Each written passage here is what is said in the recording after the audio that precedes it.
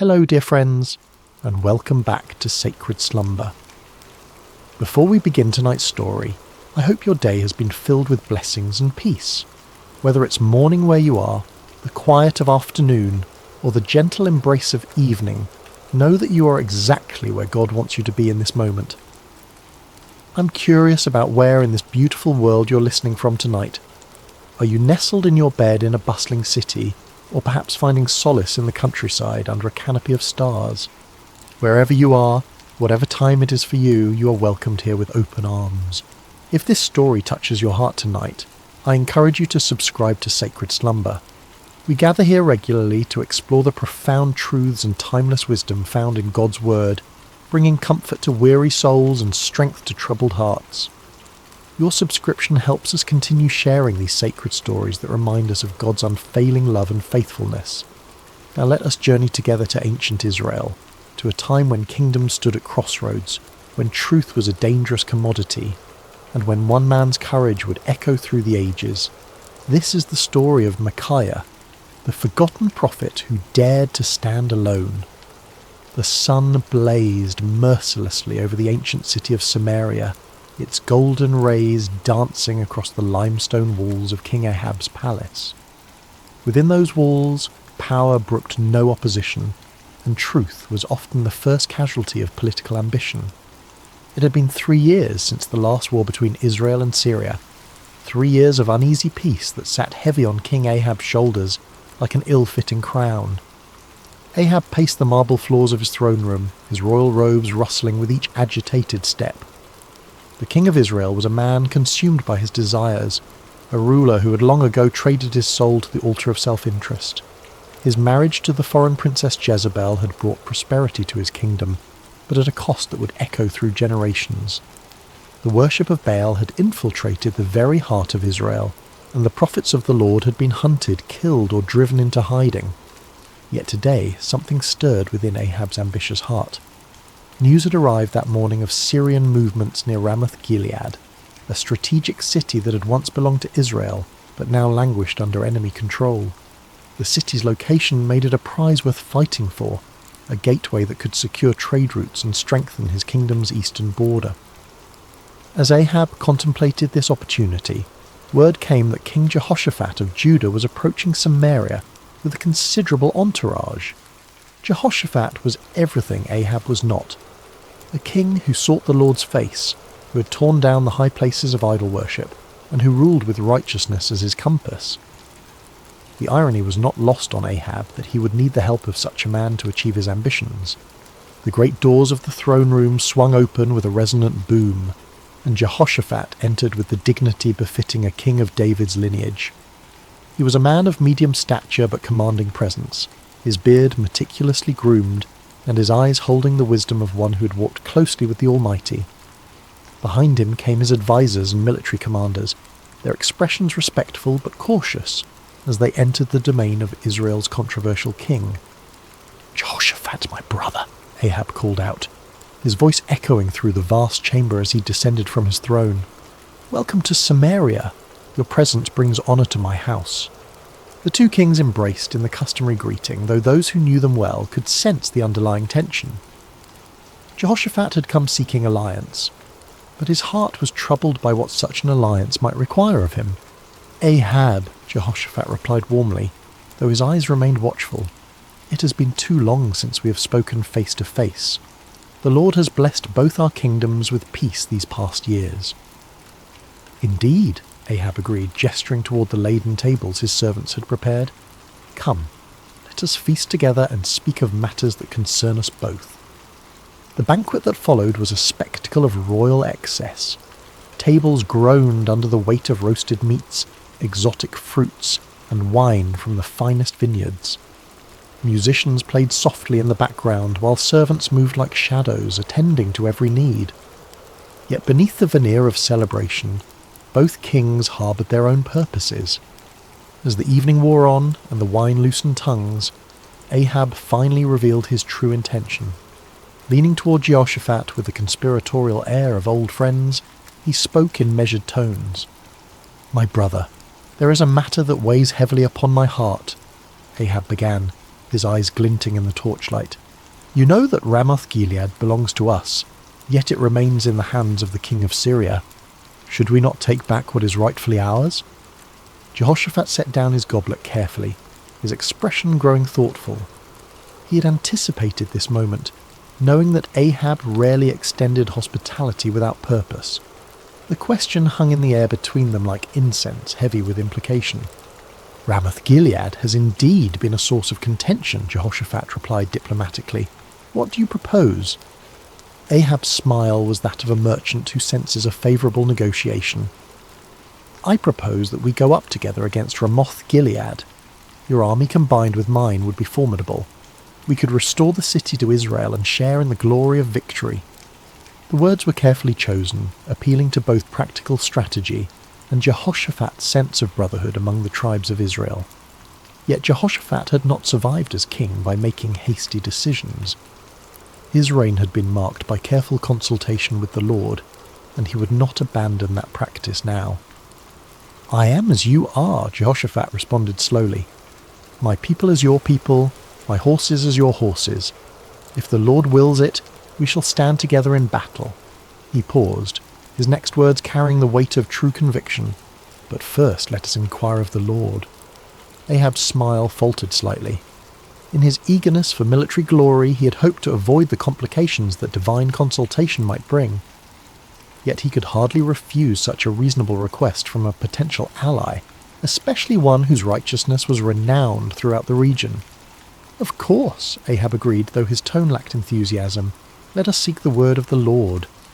What followed was a demonstration of the spiritual corruption that had infected Ahab's court. The king summoned his prophets, all 400 of them, men who wore the garments of holiness, but whose hearts served earthly masters. They came in a great procession, their robes flowing and their voices raised in what appeared to be spiritual fervour. These were not true prophets of the Lord, though they claimed his name. They were court prophets, men who understood that their continued prosperity depended upon telling the king what he wished to hear. Their prophecies were crafted not in the secret place of prayer, but in the calculating chambers of political expediency. As the prophets assembled in the courtyard before the two kings, their spokesman stepped forward. His name was Zedekiah, son of Chenaanah, a man whose pride matched his ambition, and whose hatred for true prophets would soon be revealed in violent fashion. "Hear the word of the Lord," Zedekiah proclaimed, his voice carrying across the courtyard with theatrical intensity. "Go up to Ramoth-Gilead and prosper, for the Lord will deliver it into the hand of the king." The 400 prophets took up the cry with orchestrated precision, their voices creating a chorus of false assurance. "Go up to Ramoth-Gilead and prosper. The Lord will deliver it into the hand of the king." Some of the prophets had even prepared visual aids for their performance. They danced and shouted, waving swords and spears, creating a spectacle that would have been impressive to any observer unfamiliar with the ways of true prophecy. The din was tremendous, the enthusiasm seemingly genuine, and the message exactly what Ahab longed to hear. Yet as Jehoshaphat watched this display, his spirit grew troubled. Something about the performance felt hollow, manufactured. These men spoke with one voice, but it was not the voice of the Lord that Jehoshaphat knew from his own times of prayer and seeking. There was no cost to their prophecy, no challenge to the king's desires, no hint of the divine complexity that marked true encounters with the Almighty. As the prophets continued their enthusiastic proclamations, Jehoshaphat raised his hand for silence. The courtyard gradually quieted, though the echo of their shouts seemed to linger in the air like smoke from a dying fire. "Is there not here a prophet of the Lord besides these?" Jehoshaphat asked carefully, "that we might inquire of him?" The question fell like a stone into still water, sending ripples of discomfort through the assembly. Ahab's face darkened, and several of the court prophets exchanged meaningful glances. They all knew there was indeed another prophet, one whose very existence was a thorn in the flesh of everyone present. Ahab's response came through gritted teeth, his voice barely concealing his irritation. "There is still one man, Micaiah the son of Imlah, by whom we may inquire of the Lord, but I hate him, for he does not prophesy good concerning me, but evil." The honesty of Ahab's admission was startling in its nakedness. Here was a king openly declaring his hatred for a prophet based not on any moral failing or false prophecy, but simply because the man refused to tell him what he wanted to hear. It was a moment that revealed the true spiritual state of Israel's leadership. Jehoshaphat, ever the diplomat, sought to smooth over the awkward moment. "Let not the king say such things," he replied gently, though his words carried a subtle rebuke. Ahab realized he had revealed too much of his heart. With visible effort he composed himself and called for one of his officers. "Bring Micaiah the son of Imlah quickly," he commanded, though his tone suggested he would rather summon a plague upon his house. As the officer hurried away on his grim errand, the two kings settled in to wait. The 400 prophets remained in the courtyard, their earlier enthusiasm now tempered by the knowledge that their unanimous voice was about to be challenged by a single man they both feared and despised. The sun continued its relentless journey across the sky, and in the distance the sound of the officer's horse could be heard galloping toward the place where truth dwelt in isolation, where a forgotten prophet waited in the shadows of his integrity. The horse's hooves struck the dusty road with rhythmic precision as the king's officer rode toward the humble dwelling where Micaiah made his home. The prophet lived simply, far from the luxury of the royal court, in a stone house that spoke of function rather than ostentation. Here, away from the corrupting influence of political power, dwelt a man who had chosen faithfulness over favour, truth over comfort. Micaiah son of Imlah was not an imposing figure by earthly standards. Of average height and lean build, he bore the weathered appearance of one who had walked through many storms. His beard was streaked with silver, and his eyes held the deep weariness of a man who had spoken unpopular truths for too many years. Yet there was something unbreakable in his demeanour, a quality that suggested he had found his anchor in something far stronger than human approval. When the king's messenger arrived, Micaiah was in his garden, tending to the vegetables that provided much of his sustenance. The prophet lived modestly, supported by the occasional gifts of those few souls who still valued truth above comfort. He had long ago learned to find contentment in simple things, the satisfaction of honest work, the peace of prayer, and the quiet joy of communion with the Almighty. "Micaiah," the officer called out as he dismounted, "the king commands your presence immediately." The prophet looked up from his work, unsurprised. He had sensed in recent days that the Lord was preparing him for something significant. His prayers had been marked by an unusual intensity, and his dreams had been filled with visions he did not yet fully understand. "Very well," Micaiah replied simply, setting aside his tools. "Let me wash and prepare myself." As Micaiah went about the task of making himself presentable for the royal court, the officer felt compelled to share information that might save the prophet from making a costly mistake. The man had witnessed what happened to those who crossed King Ahab, and despite his loyalty to the crown, he possessed enough humanity to feel concern for this solitary figure. "Listen to me, Micaiah," the officer said, his voice dropping to a confidential tone. "The words of the prophets declare good to the king with one mouth. Let your word be like the word of one of them, and speak favourably." It was well-intentioned advice, offered by a man who understood the political realities of Ahab's court. The officer had seen the 400 prophets deliver their unanimous message of victory and prosperity. He knew that Micaiah's reputation for speaking uncomfortable truths could lead to imprisonment, exile, or worse. In his mind, he was offering the prophet a lifeline, a chance to align himself with the majority and avoid the consequences of standing alone. Micaiah paused in his preparations, considering the messenger's words. The offer was clear: conform, agree with the crowd, tell the king what he wants to hear, and enjoy the benefits of royal favour. It would be so easy, so practical, so utterly reasonable by every human measure.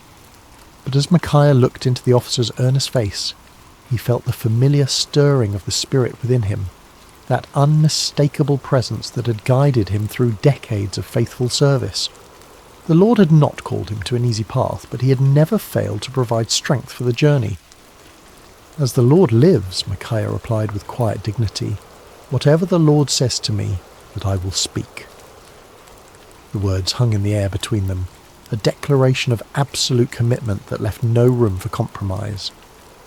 The officer's face showed his disappointment and concern, but he knew better than to argue further. He had delivered his warning. What the prophet did with it was beyond his control.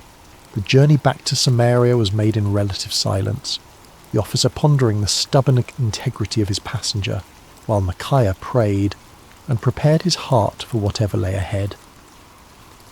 As they approached the city, the prophet could see the banners of both Israel and Judah flying from the palace walls, confirming his suspicion that this summons involved more than a routine consultation. The palace courtyard was a scene of controlled chaos when they arrived. Servants scurried about preparing for what appeared to be an important gathering, while guards stood at attention in their finest armour. The 400 prophets were still present, clustered in small groups and speaking in hushed tones.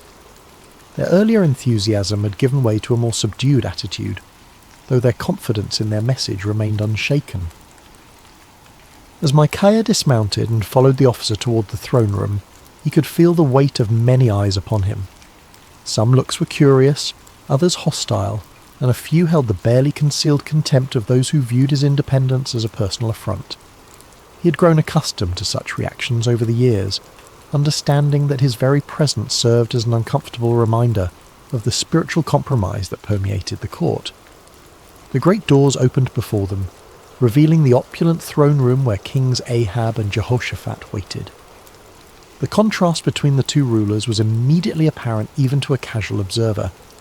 Ahab sat upon his throne with the restless energy of a man driven by ambition, his fingers drumming impatiently on the armrest. Jehoshaphat, seated in a chair of equal honour nearby, maintained the composed dignity of one accustomed to seeking divine guidance before making important decisions. "Ah, Micaiah," Ahab said as the prophet entered, his tone carrying forced joviality that fooled no one. "At last, our final consultant arrives." Micaiah approached the throne with measured steps, neither hurrying to show deference nor dawdling to display defiance. He had learned long ago that in the presence of earthly power, his allegiance belonged to a higher authority. When he reached the appropriate distance, he bowed respectfully but not obsequiously, acknowledging the king's position without compromising his own integrity. "You summoned me, your majesty," Micaiah said simply, his voice carrying clearly through the chamber. King Jehoshaphat studied the prophet with interest.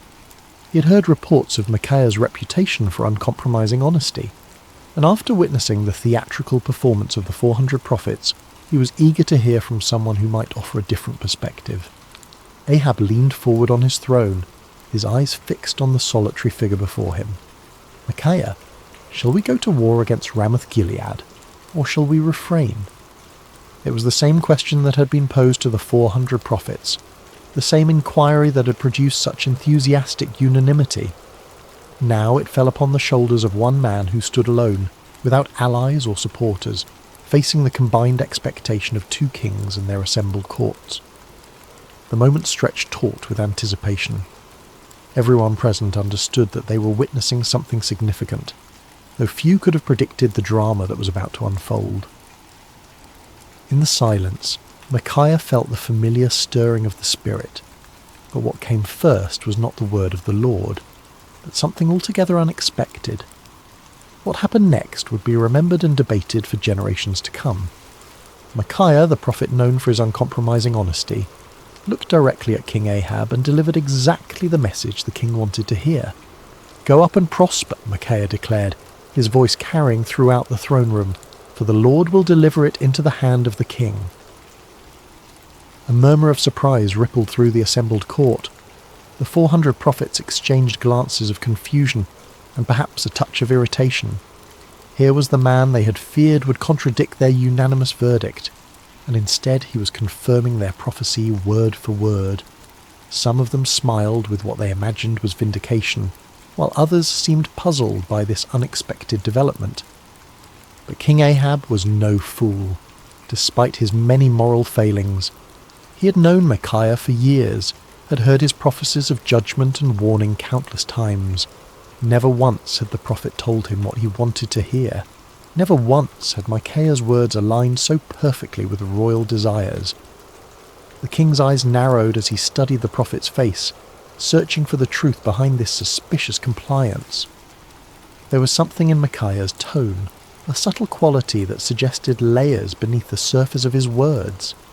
It was the same tone a parent might use when agreeing with a child's obviously foolish plan, allowing them to proceed while knowing full well what the consequences would be.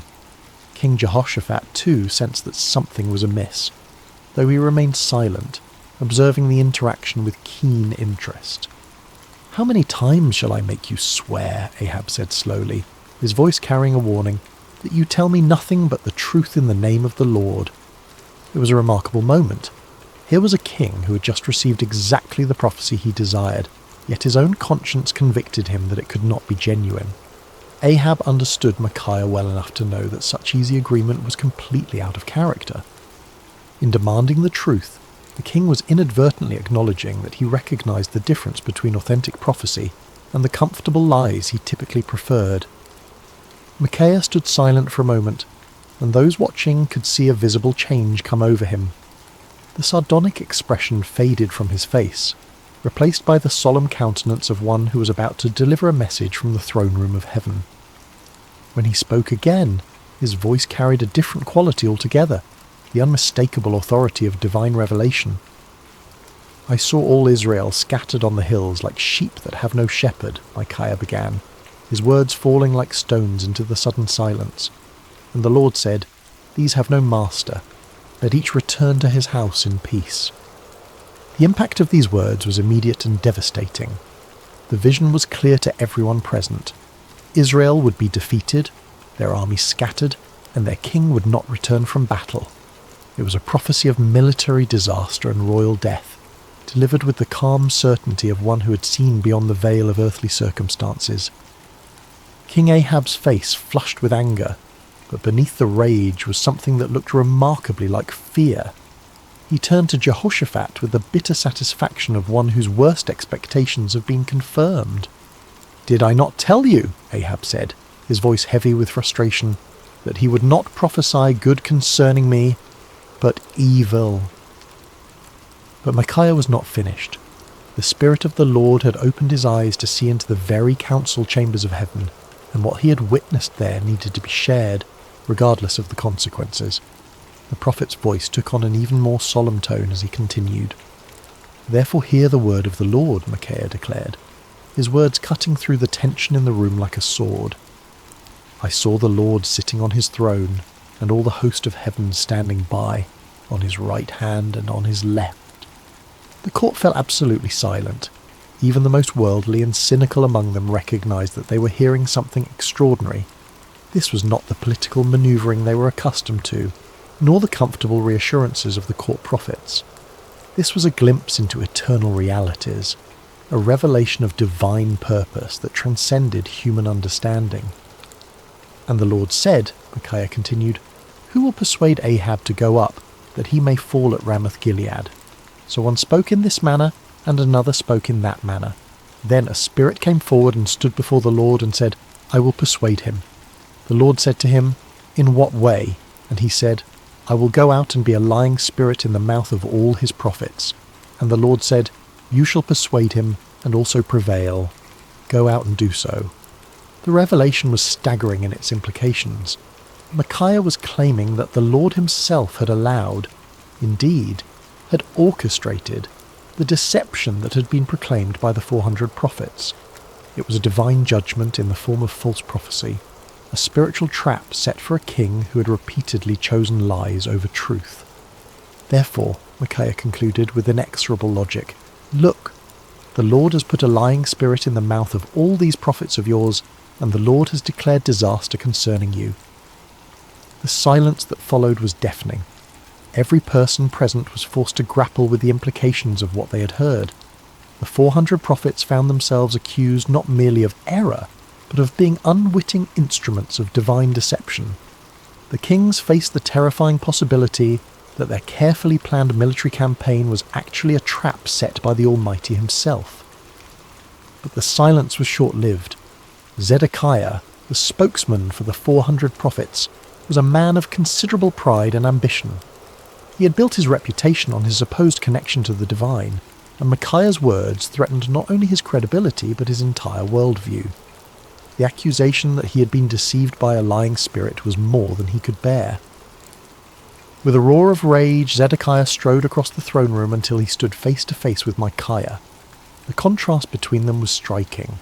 Zedekiah in his fine robes and carefully groomed appearance, representing the comfortable religiosity of the court, facing Micaiah in his simple garments, embodying the uncompromising voice of authentic prophecy.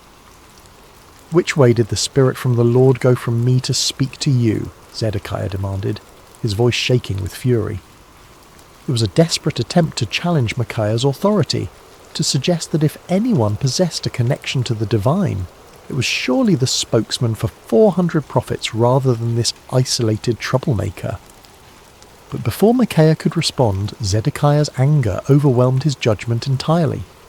The sound of the slap echoed through the throne room like a thunderclap.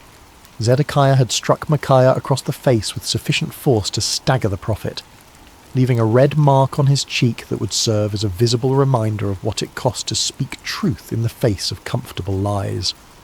The act of violence hung in the air like a poisonous cloud.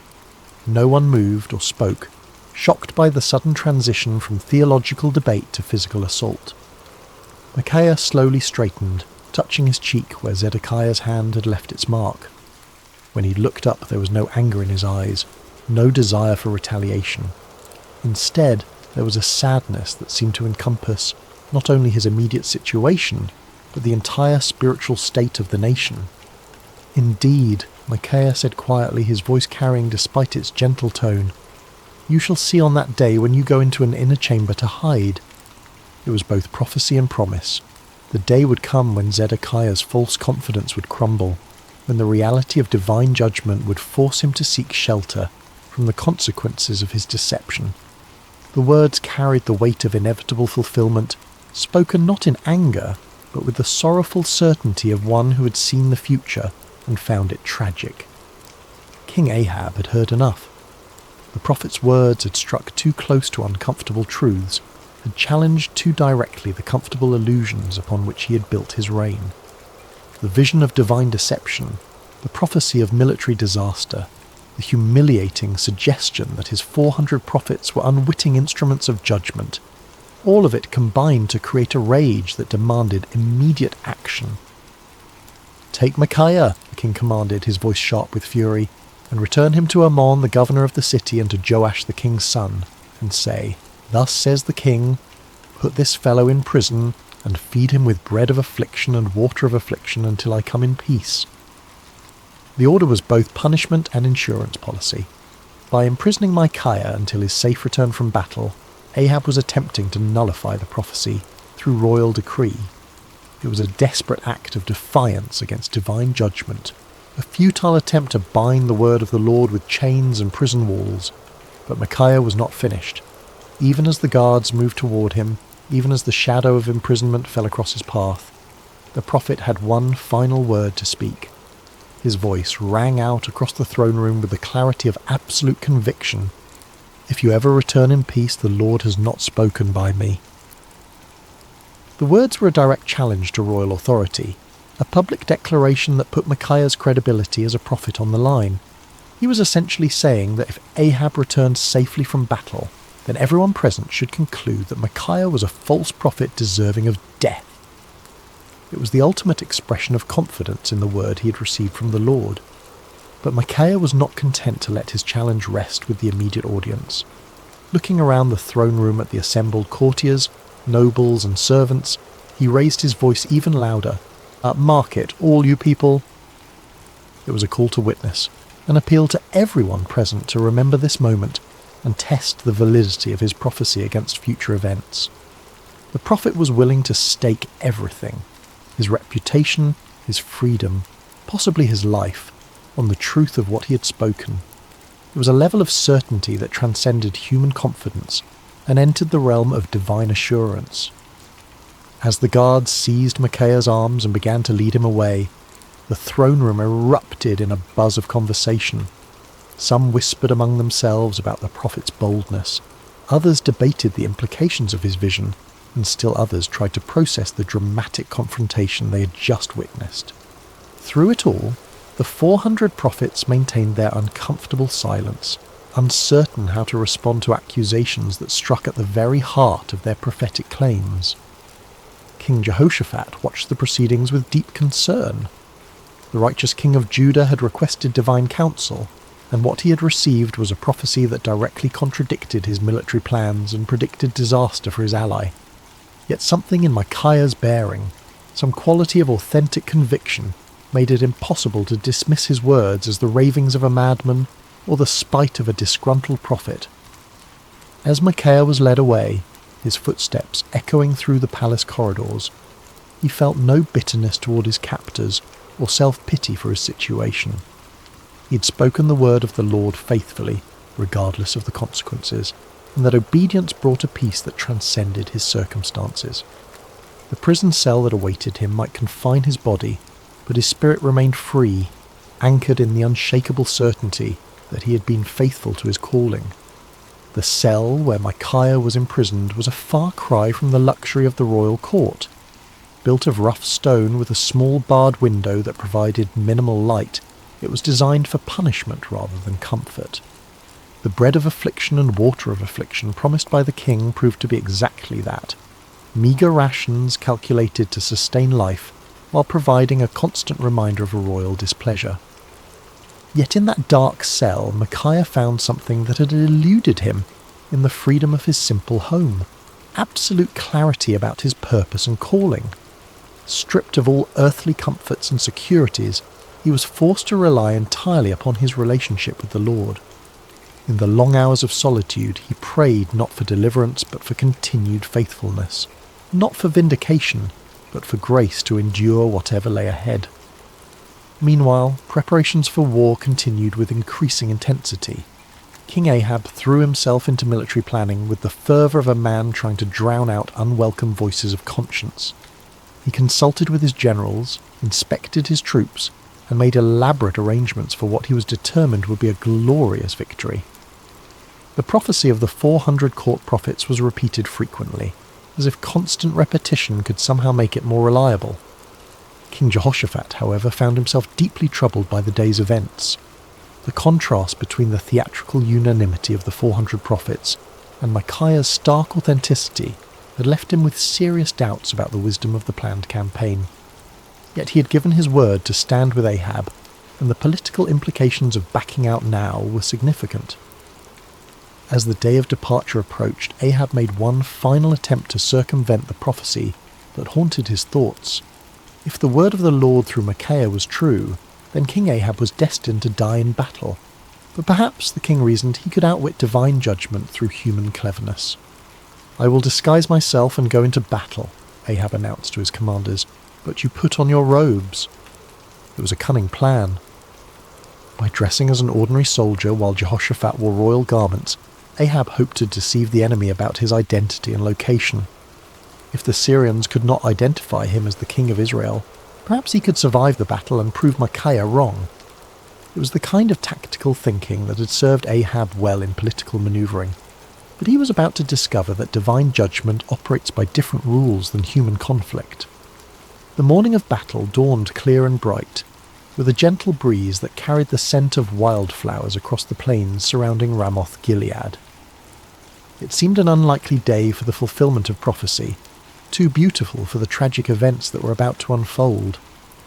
The armies of Israel and Judah had assembled in impressive formation, their banners flying proudly in the morning air, their weapons gleaming in the sunlight.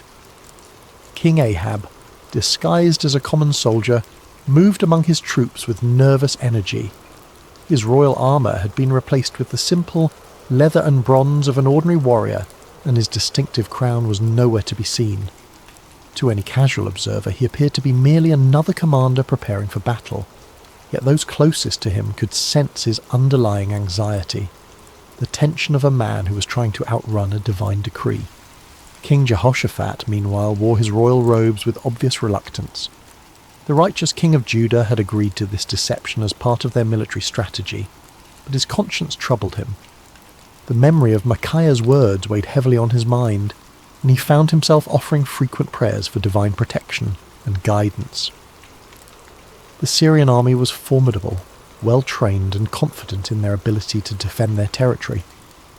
Their king had given specific instructions to his 32 chariot commanders: fight with no one small or great, but only with the king of Israel. It was a strategic decision based on the understanding that killing or capturing the enemy king would effectively end the battle and secure victory. As the two armies faced each other across the field of battle, the air was thick with tension and anticipation. Horses stamped impatiently, armour creaked as soldiers shifted their weight, and commanders made final adjustments to their battle plans. In the distance, the walls of Ramoth-Gilead stood as silent witness to the conflict that was about to determine its fate. The battle began with the thunderous clash of armies colliding, the sound of metal against metal mixing with the shouts of warriors and the screams of the wounded. Chariots raced across the battlefield like instruments of divine wrath, their wheels churning up clouds of dust that obscured vision and added to the chaos of combat. For a time, it seemed as though Ahab's strategy might succeed. Hidden among his soldiers, the disguised king fought with the desperation of a man who believed his life depended on remaining unrecognized. His years of military experience served him well as he wielded sword and spear with deadly efficiency, contributing to the initial success of the Israelite forces. But the Syrian chariot commanders were not easily deceived. When they spotted King Jehoshaphat in his royal robes, they immediately assumed they had found their primary target. A group of them converged on the king of Judah with deadly intent, their chariots cutting through the battle lines like ships through stormy seas. "Surely it is the king of Israel," they shouted to one another as they closed in on Jehoshaphat. The king of Judah found himself surrounded by enemy chariots, their occupants preparing to capture or kill what they believed to be their primary objective. In that moment of extreme danger, Jehoshaphat did what he had learned to do throughout his reign. He cried out to the Lord for deliverance. "Help me, O Lord," Jehoshaphat called out, his voice carrying above the din of battle. What happened next was a clear demonstration of divine intervention. As Jehoshaphat's cry reached heaven, the Lord moved the hearts of the Syrian commanders in an unexpected way. Something about the king's appearance or manner suddenly convinced them that this was not their intended target after all. "It is not the king of Israel," one of them declared, and just as quickly as they had converged upon Jehoshaphat, they turned away to search for their real quarry elsewhere on the battlefield. Meanwhile, across the chaos of combat, King Ahab continued his desperate masquerade. His disguise had served him well throughout the morning, allowing him to participate in the battle without attracting the special attention of enemy forces.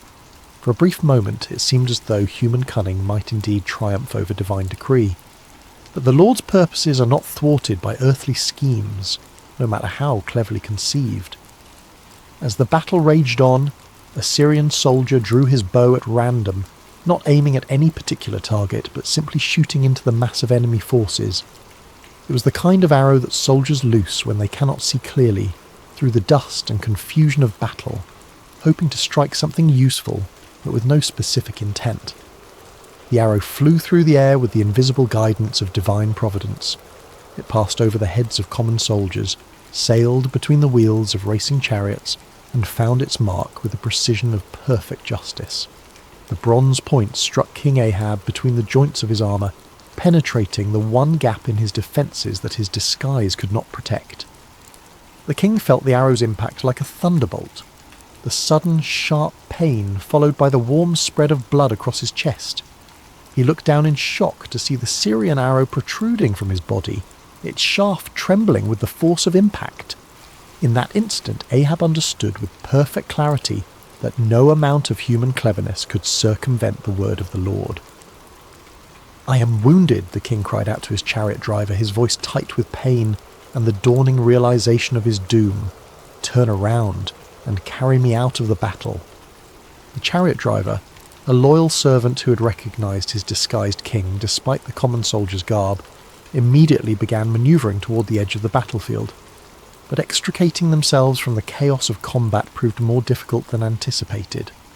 The battle had intensified throughout the day, and enemy forces blocked many of the potential escape routes. As they struggled to retreat, King Ahab's condition continued to deteriorate. The arrow had found a vital spot and blood flowed freely from the wound despite his attempts to stanch it. Yet with grim determination, the king remained propped up in his chariot, unwilling to let his army see him fall. His presence, even in his wounded state, served to encourage the Israelite forces and maintain their fighting spirit. The battle raged from morning until evening, the outcome hanging in the balance as both sides fought with desperate intensity. But as the sun began to set, painting the sky in shades of red that seemed to mirror the blood spilled on the battlefield below, King Ahab's strength finally gave out. The disguised king who had tried to outwit divine judgment slumped forward in his chariot, his life ebbing away with each laboured breath. As word of the king's condition spread through the ranks, the cry went up that would fulfill Micaiah's prophecy with devastating accuracy. Every man to his city, and every man to his own country. The army of Israel, leaderless and demoralized, began to scatter across the hills just as the prophet had foreseen. Like sheep without a shepherd, they abandoned their positions and fled toward home, their dreams of victory dissolving into the nightmare of defeat. King Ahab died as the sun set over Ramoth-Gilead, his blood pooling in the bottom of his chariot. The man who had spent his reign choosing comfortable lies over uncomfortable truths had finally encountered a reality that no amount of deception could alter. The word of the Lord, spoken through his faithful prophet, had been fulfilled to the letter. News of King Ahab's death spread quickly through the land, carried by the scattered remnants of his army and the merchants who followed military campaigns. In the palace at Samaria, the reaction was one of stunned disbelief. The 400 prophets who had proclaimed certain victory found themselves facing a crisis of credibility that would haunt them for the rest of their lives. In his prison cell, Micaiah heard the news with a mixture of sadness and vindication. He had taken no pleasure in prophesying disaster, had felt no joy in predicting the death of his king. Yet the fulfillment of his prophecy served as a powerful reminder that the word of the Lord does not return void, regardless of how unwelcome it might be to human ears. When the guards came to release him from prison, Micaiah emerged into the daylight a changed man. His body bore the marks of his confinement. He was thinner, paler, and bore the lines of one who had endured hardship. But his spirit was unbroken, perhaps even strengthened by his ordeal. He had spoken truth in the face of overwhelming opposition, had maintained his integrity under pressure, and had been vindicated by the very events that had brought tragedy to the kingdom. The political ramifications of Ahab's death were immediate and far-reaching. His son Ahaziah ascended to the throne, inheriting a kingdom shaken by military defeat and spiritual confusion. The influence of Queen Jezebel remained strong, but the dramatic fulfillment of Micaiah's prophecy had dealt a severe blow to the credibility of the Baal-worshipping establishment. Zedekiah, the false prophet who had struck Micaiah in the throne room, found himself in an impossible position. His confident predictions of victory had been thoroughly discredited, and his authority as a spokesman for the divine had been shattered. The inner chamber where he sought to hide, just as Micaiah had prophesied, became both a physical and spiritual reality as he struggled to come to terms with the magnitude of his error. The other court prophets faced similar crises of confidence. Their unanimous declaration of victory had been revealed as the lying spirit Micaiah had warned about, and their reputations lay in ruins. Some of them quietly retired from public life, while others attempted to reinvent themselves as followers of different deities. None of them could escape the uncomfortable truth that they had been deceived, and had, in turn, deceived others. King Jehoshaphat returned to Jerusalem a wiser and more cautious man. His alliance with Ahab had nearly cost him his life, and the experience had taught him valuable lessons about the importance of seeking genuine divine guidance rather than accepting comfortable confirmations of predetermined plans. The prophet Jehu, son of Hanani, met him upon his return with words of rebuke for his alliance with the ungodly king, but also with recognition that the Lord had delivered him from the consequences of his poor judgment. Throughout the kingdom, people began to reassess their understanding of prophecy and divine revelation. The dramatic contrast between the false assurances of the 400 prophets and the accurate warnings of the solitary Micaiah had provided a vivid lesson in discernment. Many began to understand that true prophecy was not measured by its popularity or its agreement with human desires, but by its faithfulness to the word and character of the Lord. Years passed, and the story of Micaiah's stand against the 400 false prophets became one of the most remembered episodes in the history of Israel. Parents told it to their children as an example of courage and integrity, while religious teachers used it to illustrate the difference between true and false prophecy. The tale grew in significance with each telling, not because it was embellished, but because its lessons proved to be timeless and universal. The first and most obvious lesson was about the cost of speaking truth. Micaiah had paid a heavy price for his faithfulness: imprisonment, isolation, and the hostility of the powerful. Yet his willingness to endure these hardships had ultimately served a greater purpose, preserving the integrity of prophetic ministry and providing a clear example of what it meant to fear God rather than man. His story became a source of encouragement for future generations of prophets and faithful believers who found themselves standing alone against popular opinion. The second lesson concerned the danger of groupthink and manufactured consensus. The 400 prophets had created an impressive display of unanimity, but their agreement had been based on political expediency rather than divine revelation. Their story served as a warning about the seductive power of majority opinion and the importance of seeking truth, even when it contradicted popular sentiment.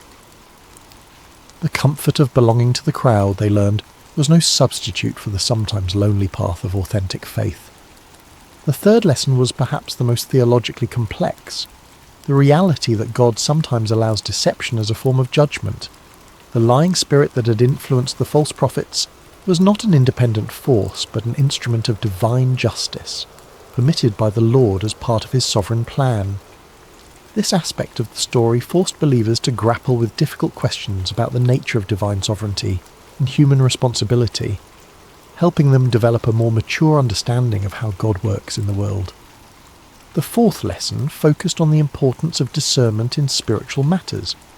King Jehoshaphat's initial uneasiness with the 400 prophets had been a manifestation of spiritual discernment, a recognition that something was amiss despite the impressive display of consensus. His request for a prophet of the Lord had demonstrated the value of seeking authentic divine guidance, rather than accepting convenient confirmations of predetermined plans. The fifth lesson was about the ultimate futility of human schemes when they oppose divine purposes. King Ahab's elaborate disguise had been a clever attempt to circumvent prophecy through human ingenuity, but it had proven utterly useless against the sovereign will of the Lord.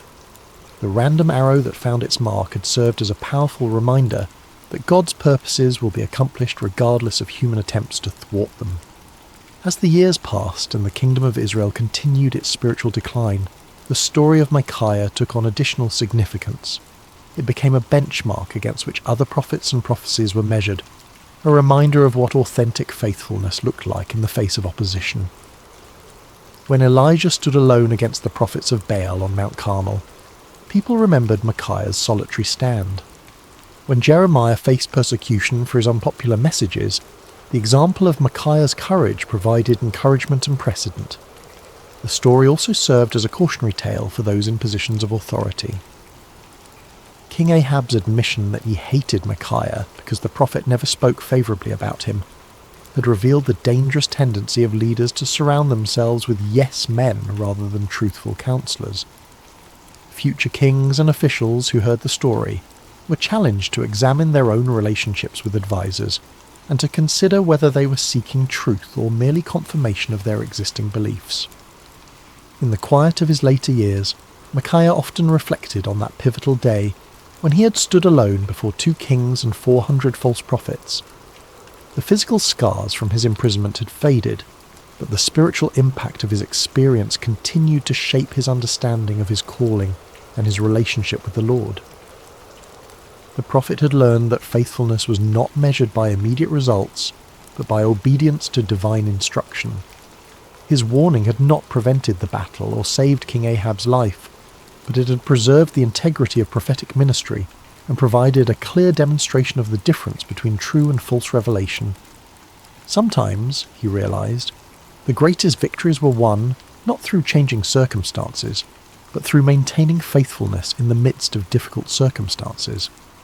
Micaiah had also discovered that standing alone was not the same as being alone.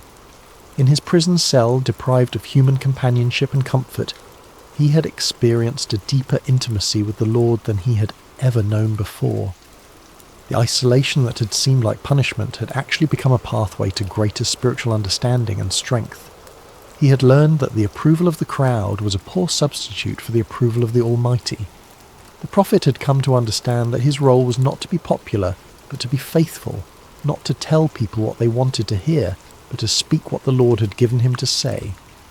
This understanding had freed him from the burden of trying to manage people's reactions to his messages, and had allowed him to focus entirely on the sacred responsibility of accurate communication of divine truth. The peace that came from this clarity of purpose was worth more than all the royal favour he might have gained through compromise. As news of Micaiah's faithfulness spread beyond the borders of Israel, his story began to influence other nations and cultures. Foreign dignitaries who visited the kingdom often asked to hear the account of the prophet who had stood against 400 false prophets and accurately predicted the death of a king. The story became a testament to the power of truth and the importance of moral courage, inspiring people of various backgrounds to examine their own commitments to integrity and faithfulness. The story also had a profound impact on the understanding of prophecy itself. Future generations would use Micaiah's example as a standard for evaluating prophetic claims, recognizing that true prophecy was characterized by faithfulness to the Lord's character and purposes rather than by popular appeal or immediate gratification. The account helped establish criteria for distinguishing between authentic divine revelation and human manipulation disguised as spiritual authority. In the broader context of Israel's history, Micaiah's stand represented a crucial moment in the preservation of true worship and authentic faith. At a time when the kingdom was sliding towards spiritual apostasy, his unwavering commitment to truth served as a beacon of hope for those who still sought to follow the Lord with integrity. His example encouraged other faithful believers to maintain their convictions even when they seemed to be in the minority. The story of Micaiah also served as a bridge between the ministries of the earlier prophets like Elijah and later ones like Jeremiah and Ezekiel. His experience of standing alone against popular opinion and suffering for his faithfulness would be echoed in the lives of many subsequent prophets who faced similar challenges. The patterns of persecution, vindication, and ultimate triumph that characterized his story became recurring themes in the ongoing narrative of God's relationship with his people. As we reach the end of Micaiah's story, we find ourselves confronted with questions that transcend the ancient world and speak directly to our modern hearts. In an age of social media echo chambers and manufactured consensus, the prophet's example challenges us to examine our own commitment to truth and our willingness to stand alone when necessary. The 400 false prophets of Micaiah's day have their counterparts in every generation. Those who tell us what we want to hear rather than what we need to hear, who offer comfortable lies instead of challenging truths. The temptation to join the crowd, to find safety in numbers, to seek approval rather than accuracy, remains as strong today as it was in ancient Israel. Micaiah's courage reminds us that faithfulness is not a group activity, but an individual responsibility. Each of us must decide whether we will speak truth or remain silent, whether we will stand for what is right or compromise for what is convenient. The prophet's example shows us that the path of integrity is often lonely, but it is never walked alone by those who trust in the Lord. The story also challenges us to examine our own relationship with authority and our tendency to surround ourselves with people who confirm our existing beliefs rather than challenging us to grow. Like King Ahab, we may find ourselves preferring the comfort of familiar lies to the discomfort of unfamiliar truths. Micaiah's example calls us to seek out voices that speak with authenticity, rather than those that merely echo our own opinions. Perhaps most importantly, the story of Micaiah reminds us that truth has a way of prevailing in the end, even when it seems overwhelmed by opposition. The prophet's vindication did not come immediately, and it came at great personal cost, but it came nonetheless. His example encourages us to trust in the ultimate triumph of truth and to remain faithful even when the outcome is uncertain. In our own lives, we may face moments when we are called to be like Micaiah, to stand alone against popular opinion, to speak uncomfortable truths, to choose faithfulness over favour. When those moments come, may we remember the forgotten prophet who found his courage not in the approval of men, but in the approval of his God. The story of Micaiah teaches us that true strength is not found in numbers, but in conviction, that real courage is not the absence of fear, but the willingness to do what is right despite our fears, and that lasting victory comes not from avoiding conflict, but from maintaining integrity in the midst of it. As you close your eyes tonight and drift towards sleep, may you carry with you the quiet courage of Micaiah, the man who dared to stand alone because he knew he was not truly alone. May his example inspire you to speak truth with love, to stand for what is right with humility, and to trust in the ultimate triumph of God's purposes even when the immediate circumstances seem overwhelming. In a world that often rewards conformity and punishes authenticity, may you find the strength to be like Micaiah, faithful, courageous, and true. For in the end, it is not the approval of the crowd that matters, but the approval of the one who sees all hearts and knows all truths. The forgotten prophet's story ends, but its echo continues in every heart that chooses truth over comfort, courage over convenience, and faithfulness over favour.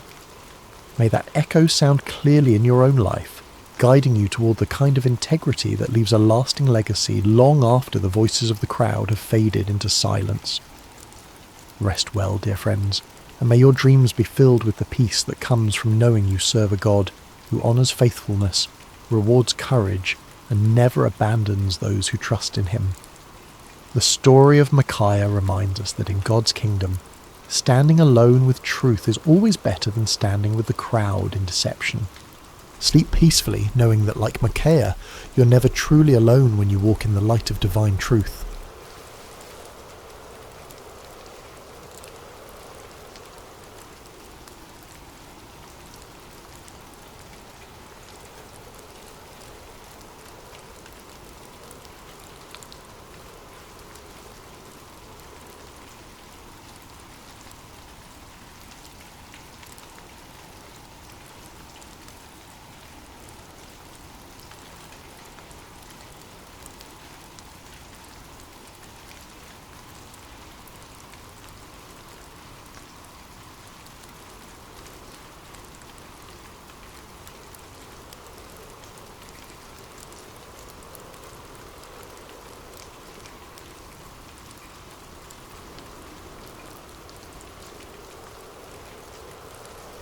In the quiet of this moment, I invite you to find a comfortable position.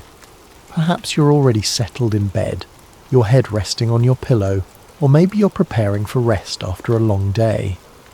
Wherever you are, however you've arrived at this moment, know that you are welcomed here with tenderness and care.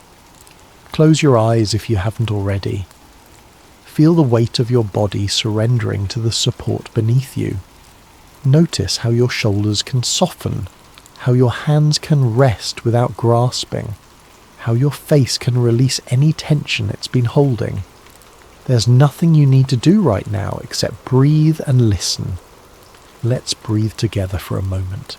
Inhale slowly through your nose, feeling the cool air fill your lungs. Hold it gently for just a moment, and then exhale through your mouth, releasing anything that doesn't serve your peace. Inhale comfort, exhale worry, inhale divine peace, exhale human striving, inhale rest, exhale burden. With each breath, you're creating space within yourself, space for stillness, space for quiet, space for the gentle voice that calls you by name. I invite you now to begin visualizing a journey. As you continue breathing slowly and deeply, imagine yourself walking along a narrow country path. It's late afternoon, and the golden light of the setting sun bathes everything in a warm glow. The air is perfect, not too warm, not too cool, and carries the sweet scent of wildflowers and fresh grass. The path winds gently through rolling hills, With each step you feel more of your daily concerns falling away. The emails waiting for responses, the conversations that left you wondering, the tasks still uncompleted, all of these can wait outside this peaceful moment. As you walk, you notice the sound of birdsong in the distance, not the busy chattering songs of morning birds, but the gentle settled sounds of evening, soft calls that seem to whisper, "All is well, rest is coming." The path begins to crest a small hill, and as you reach the top you see before you a wide meadow. The grass sways gently in a soft breeze, creating waves of movement like a green sea. Scattered throughout are wildflowers and gentle hues, pale yellows, soft whites, and tender purples. At the far edge of this meadow, you can just make out the stone walls of an ancient sheepfold, a place of gathering, a place of safety, a place of rest. This is where our journey is taking us tonight, to the sheepfold of the Good Shepherd. As you descend the hill toward the meadow, you feel a sense of being both completely free and completely held. The vast open sky above reminds you of boundless possibility, while the path beneath your feet assures you that you're being guided. With each step, your breathing continues to deepen. Your inhales become fuller, your exhales become longer. Your mind begins to quiet like waters settling after a storm. The path now leads you into the meadow itself. The grass reaches up past your ankles, brushing against you with feather-like touches. You can feel the earth beneath your feet, solid, supportive, ancient. As you walk, you begin to notice the sounds of sheep in the distance, not loud or disturbing, but the gentle bleating that speaks of contentment and security. They're calling to one another as they make their way toward the sheepfold for the night. And then you hear something else, a voice. Low and warm, it carries across the meadow with remarkable clarity. It's not calling to you, not yet, but to the sheep. And you notice how they respond, turning their heads, adjusting their path, moving with purpose toward the voice. This is the voice of the shepherd, calling his sheep to evening rest. Each one knows this voice intimately. Each one trusts this voice implicitly. Each one follows this voice instinctively.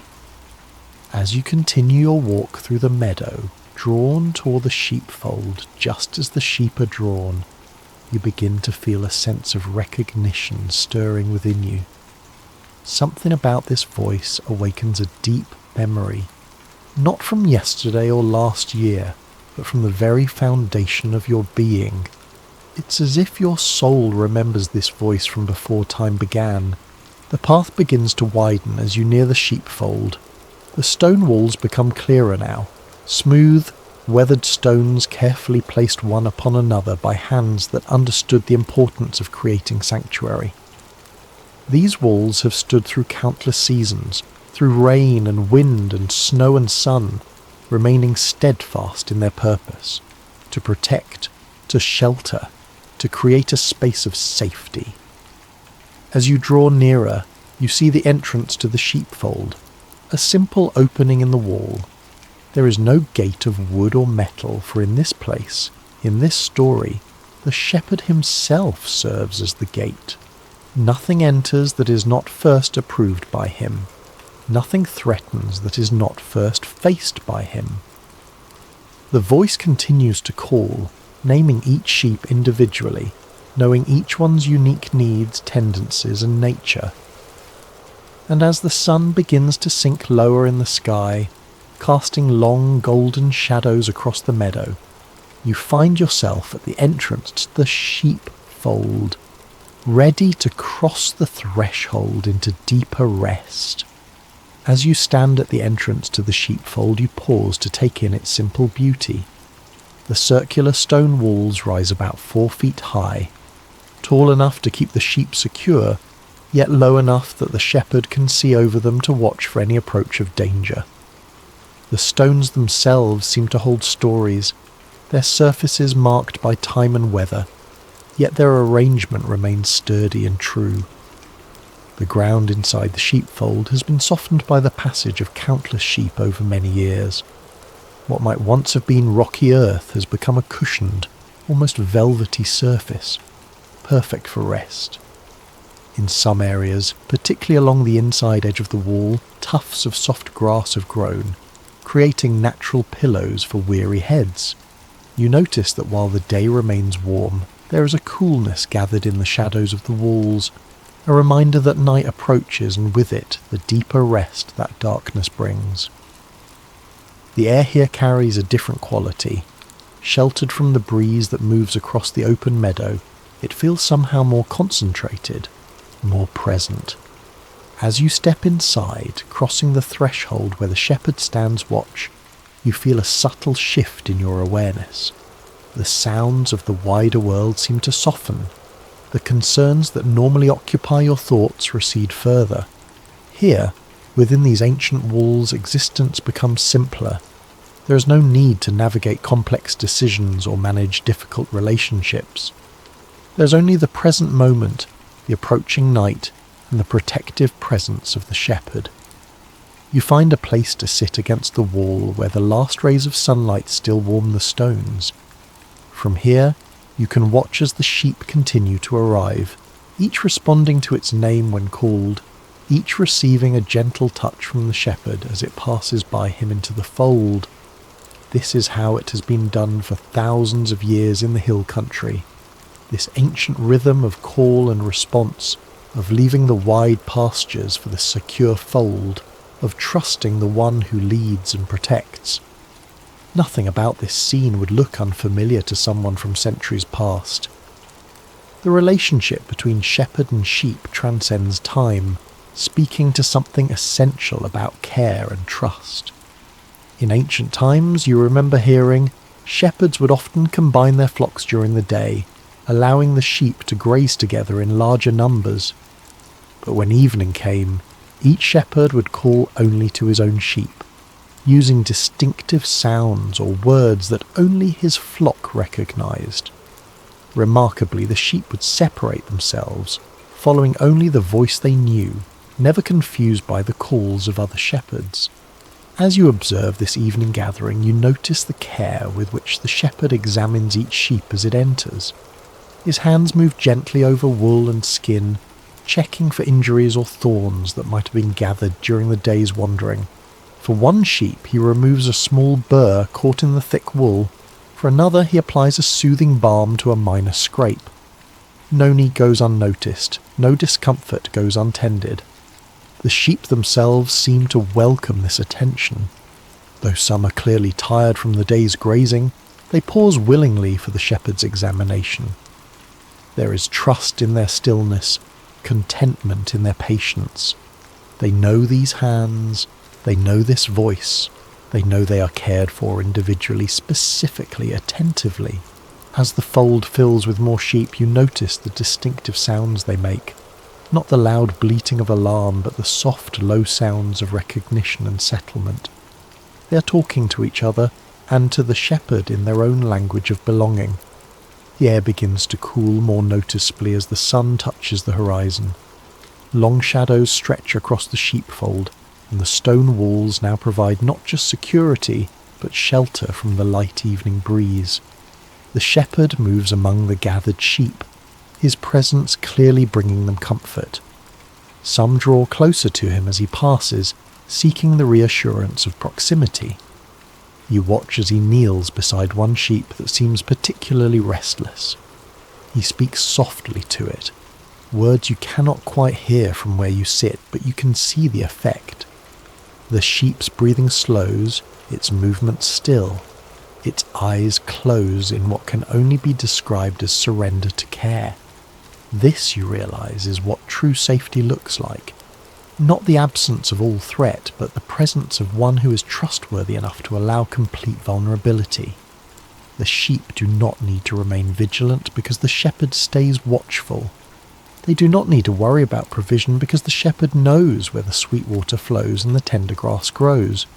They do not need to fear the darkness because the shepherd's sight penetrates what they cannot see. As twilight deepens into early evening, a profound quiet descends upon the sheepfold. The activities of the day, the walking, the grazing, the occasional startle running, have given way to stillness. Energy spent has prepared the way for deep restoration. The shepherd now sits at the entrance to the fold, his back against one of the stone walls, his staff across his lap. From this position, he can see both outward across the meadow and inward to the gathered flock. Nothing approaches without his knowledge. Nothing disturbs without his permission. In this ancient pattern, in this timeless scene, you feel your own breathing continuing to slow, your own thoughts continuing to quiet. The simple rightness of this place seeps into your awareness. The stone walls that have sheltered generations, the soft earth that welcomes rest, the attentive presence that makes vulnerability safe. As night begins to embrace the world outside the fold, you feel yourself drawn deeper into the peace of this sanctuary. The voice of the shepherd, which first called across the meadow, now speaks in the silence of complete trust. And though no words are spoken aloud, you understand with perfect clarity. You are known. You are seen. You are safe. As the night deepens around the sheepfold, the stars begin to appear overhead. First one, then another, then suddenly a multitude, transforming the darkness into a vast canvas of light. The shepherd remains at his post, a silhouette of watchful presence against the night sky. In this moment of perfect stillness, words from ancient scripture rise in your mind, words that have brought comfort to countless souls through the centuries. The 10th chapter of John's Gospel, where Jesus describes himself as the Good Shepherd, speaks with particular resonance in this place of safety and rest. Listen now as the words flow gently into your consciousness. Very truly I tell you, I am the gate for the sheep. All who have come before me are thieves and robbers, but the sheep have not listened to them. I am the gate. Whoever enters through me will be saved. They will come in and go out and find pasture. Pause and consider this image of the gate. In ancient sheepfolds like this one, the shepherd would often position himself in the opening of the wall, literally becoming the gate. Nothing could enter without passing by him first. No predator could threaten, no thief could steal, no sheep could wander away without encountering the shepherd's watchful presence. Imagine now what it means to have such protection. Not a cold barrier of wood or metal, but a living, attentive guardian who knows each one by name. This is not distant security, but intimate care. This is not impersonal safety, but relationship-based protection. The words continue to unfold. I am the Good Shepherd. The Good Shepherd lays down his life for the sheep. The hired hand is not the shepherd, and does not own the sheep. So when he sees the wolf coming, he abandons the sheep and runs away. Then the wolf attacks the flock and scatters it. The man runs away because he is a hired hand and cares nothing for the sheep. Reflect on the difference between hired protection and devoted care. The difference is not in skill or strength, but in relationship and commitment. The Good Shepherd's connection to the sheep is not a transaction but a bond. His protection flows not from duty but from love. As you gaze across the sheepfold, you can see this truth embodied in the shepherd's posture, alert but relaxed, vigilant but peaceful. His attention never wavers, yet it carries no tension. This is the watching that comes from love rather than obligation. The sacred text continues, I am the Good Shepherd. I know my sheep, and my sheep know me, just as the Father knows me, and I know the Father, and I lay down my life for the sheep. Imagine being known, fully known, and still loved without hesitation. Not the surface knowing of casual acquaintance, but the deep knowing that sees every fear, every hope, every quiet corner of your heart. The shepherd knows when you are afraid, when you are lonely, when you are in pain.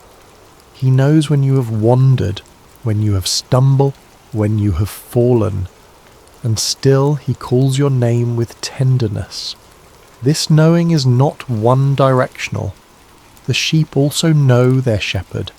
They recognize his voice among all others. They trust his guidance without question. They follow his leading with confidence because experience has taught them that he brings them to good places, to fresh water, to green pastures, to safe rest. As these words settle into your spirit, another passage emerges. My sheep listen to my voice. I know them, and they follow me. I give them eternal life, and they shall never perish. No one will snatch them out of my hand. There is a certainty in these words, a promise of security that transcends physical safety. The shepherd's care extends beyond the immediate dangers of wolves and thieves to the deeper threats of meaninglessness and separation. His protection covers not just the body but the soul. His provision satisfies not just physical hunger, but spiritual longing. As you reflect on these words, you notice the sheep in the fold have arranged themselves in a pattern that seems both random and intentional. Some cluster together for warmth, others maintain a small space of separation.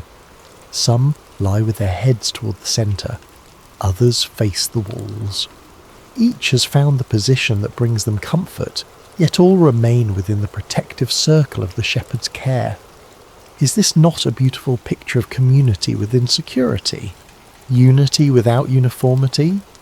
Each sheep is different, in size, in age, in temperament, yet all are equally valued, equally protected, equally known by name. The night has fully embraced the world now. The meadow beyond the sheepfold lies invisible in darkness, but here within the circle of stone walls there is no fear of what cannot be seen. The shepherd's presence transforms the night from a time of vulnerability to a season of rest. One more passage rises in your awareness. I have other sheep that are not of this sheep pen. I must bring them also. They too will listen to my voice, and there shall be one flock and one shepherd. These words speak of expansion, of inclusion, of a circle of care that continues to widen. The shepherd's heart is not limited to those already gathered, but extends to those still wandering, still searching, still unsure of where they belong. As you let these ancient words settle deeply into your consciousness, you notice that the rhythm of your breathing is synchronized with the gentle rise and fall of the sleeping sheep around you. There is a harmony here, a natural community formed not by effortful connection, but by shared trust in the one who watches over all. The shepherd's eyes meet yours across the sheepfold, and in that glance you understand you too are invited into this circle of care. You too are known by name. You too are welcome to rest under the watchflies of the one who never slumbers. As the night grows deeper, something remarkable happens. The scene around you begins to shift, not in a jarring way, but with the gentle transformation of a dream unfolding. The walls of the sheepfold seem to dissolve, and you find yourself no longer sitting against the stones, but standing in an open field just as dawn begins to break on the horizon. The sheep are rising from their rest, stretching and shaking the night stillness from their bodies. The shepherd moves among them, speaking softly to each one, calling names that sound like music in the morning air. He turns to you now, his eyes finding yours with a gaze that feels at once ancient and immediate. With a small gesture of his hand, he invites you to join him as he prepares to lead the flock to fresh pastures. You rise and move toward him, feeling neither rushed nor hesitant. There is a rightness to this moment, as if it has been waiting for you through all the days of your life. "Come," he says, his voice both gentler and more compelling than you imagined. "Walk with me a while."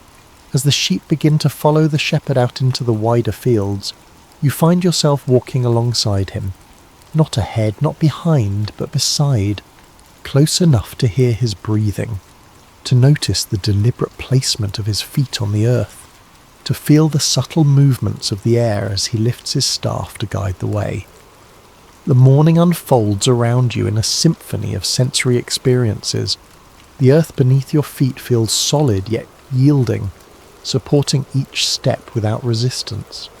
The cool morning air carries the mingled scents of grass, wild flowers, and the earthy wool of the sheep. Light increases gradually as the sun climbs higher, illuminating the landscape in stages, first outlining the hills in gold, then filling the valleys with amber light, finally bathing everything in the clear radiance of full morning. You notice that the shepherd does not hurry. His pace is steady but unhurried, considerate of the youngest lambs and the oldest ewes. There is no sense of urgency, no anxiety about reaching a destination by a certain time. The journey itself holds as much importance as the arrival. The sheep need movement, the shepherd explains, seeming to read your thoughts, but they also need to feel secure in that movement. Too fast, and they become anxious. Too slow, and they begin to wander. The right pace creates both progress and peace. As you walk, you begin to notice how the sheep respond to the shepherd's voice. When he calls to one that has strayed too near a thorny thicket, it immediately adjusts its path. When he makes a particular clicking sound, the entire flock knows to pause and wait. When he sings a low melodic note, they gather more tightly together. "They know my voice," he says simply. "Not just its sound, but its meaning." The path begins to ascend a gentle hill. As you climb, you notice how the shepherd positions himself, sometimes ahead to lead the way, sometimes behind to encourage those who lag, sometimes at the side to prevent wandering toward unseen dangers. The greatest deception, he comments, is the belief that freedom means absence of guidance. True freedom comes from trusting the one who sees what you cannot see.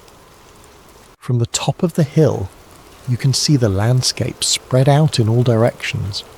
To the east, where you've come from, the sheepfold stands solid and familiar. To the west, your direction of travel, a wide valley opens up, green with the new grass and dotted with the blue of morning flowers. To the north and south, other hills rise, creating a natural corridor for your journey. The shepherd pauses here, allowing the sheep to rest for a moment and take in the wider view. He stands slightly apart, his eyes scanning the horizon with attentive care.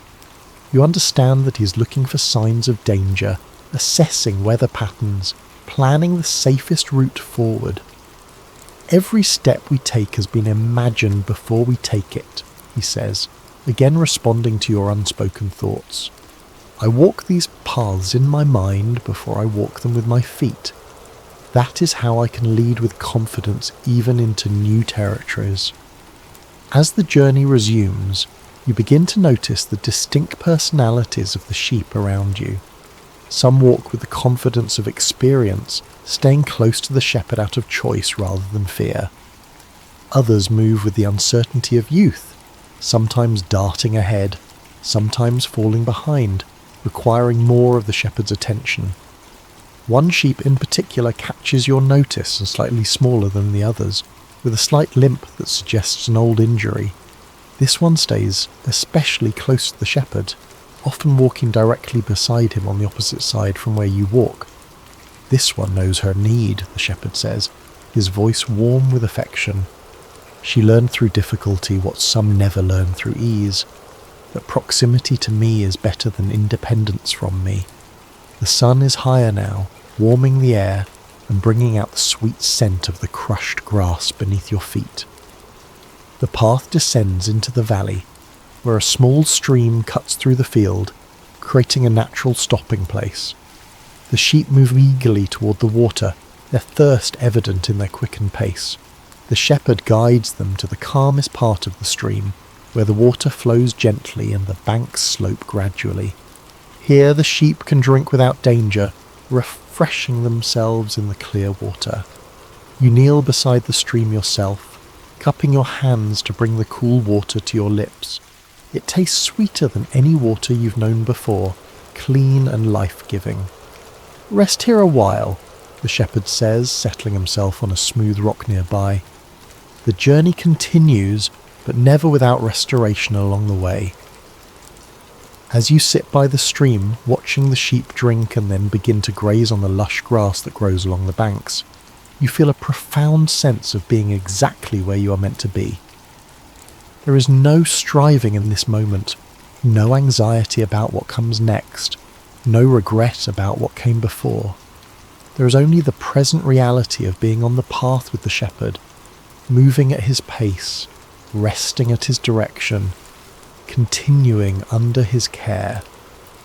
The soft sound of the stream, the gentle movements of the grazing sheep, the watchful presence of the shepherd, all combine to create a sense of security so deep that you feel your entire being relaxing into it.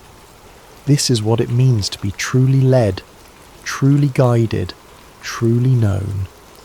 As the sun reaches its zenith, bathing the valley in golden light, you close your eyes for a moment, allowing the warmth to wash over you. In this perfect stillness, you hear the shepherd's voice once more, not speaking to the sheep now, but to you. The path continues beyond what you can see, but do not be anxious about what lies ahead. I have walked it already. I know every turn, every hill, every valley, and I will never lead you anywhere that I have not prepared for you. As the afternoon light begins to soften, casting longer shadows across the valley, you open your eyes to find the shepherd standing before you, his hand extended in invitation. "Come," he says simply. "There is something I want to show you before the day ends." You rise and follow him, noticing that the sheep have settled into a gentle rhythm of grazing. They seem content to remain in this lush valley for now, secure in the knowledge that the shepherd remains near. He leads you to a small rise overlooking the stream, where a single tree offers dappled shade. Its branches spread wide, creating a natural canopy that filters the sunlight into patterns of gold and shadow on the ground below. "Sit with me here," he says, settling himself against the trunk of the tree. As you join him in the shade, you realise you can see the entire flock from this vantage point. Every sheep is visible, from the confident leaders to the hesitant followers, from the strong to the vulnerable. The shepherd's gaze moves over them with attentive care, missing nothing. "Do you see how they graze without fear?" he asks. "They do not worry about predators or storms or scarcity. They have learned through experience that I provide what they need. I protect them from what would harm them. I guide them to places of abundance." You watch as the sheep move slowly through the grass, tapping to eat, occasionally looking up to confirm the shepherd's presence, then returning to their grazing with peaceful assurance. "This is the gift I offer," the shepherd continues, "not the absence of all danger, but the presence of constant care, not the elimination of all difficulty, but the assurance of never facing it alone. Particularly small lamb catches your attention. It must be one of the newest born to the flock. It stays close to its mother, occasionally frolicking in short bursts of energy before returning to her side. Its wool is especially white, almost luminous in the afternoon light. The youngest ones, the shepherd observes, following your gaze, sometimes need to be carried. When the path grows steep or the day grows long, I lift them into my arms and bear their weight. They learn trust through being held. You consider this, the image of the strong shepherd carrying the vulnerable lamb, not with impatience at its weakness, but with tenderness for its need. "Do you know," he asks, turning to look directly at you, "that I would leave the 99 to find the one?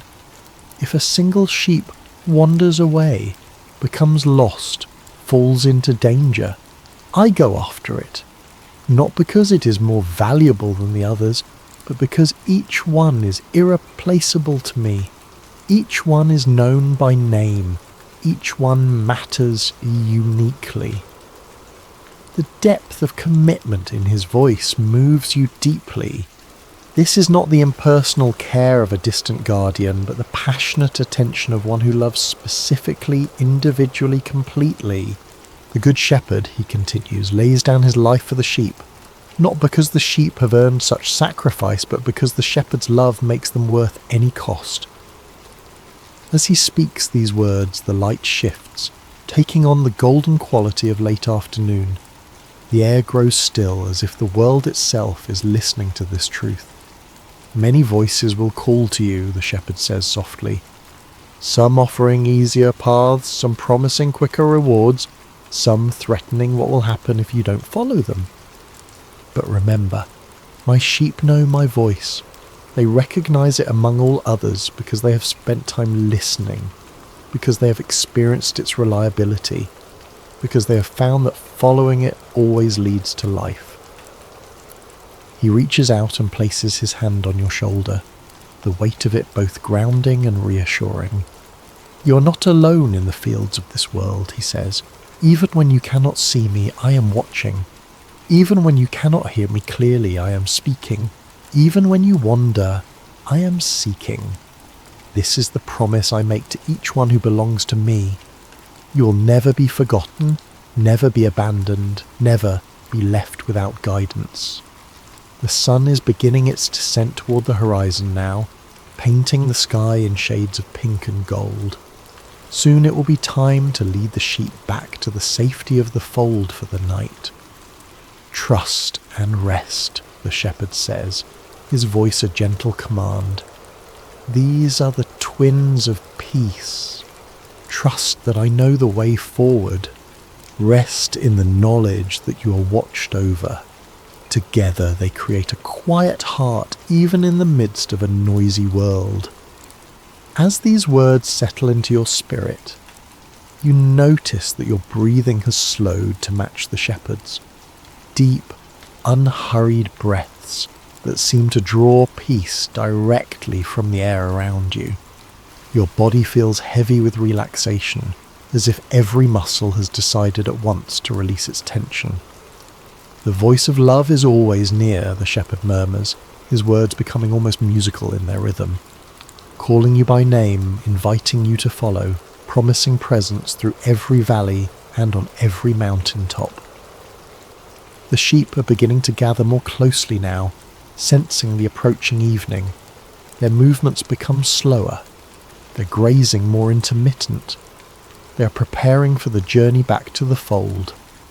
Step by step, you are led to peace, the shepherd continues, his voice growing softer, not in great leaps or sudden flights, but in the patient unfolding of a path walked in trust.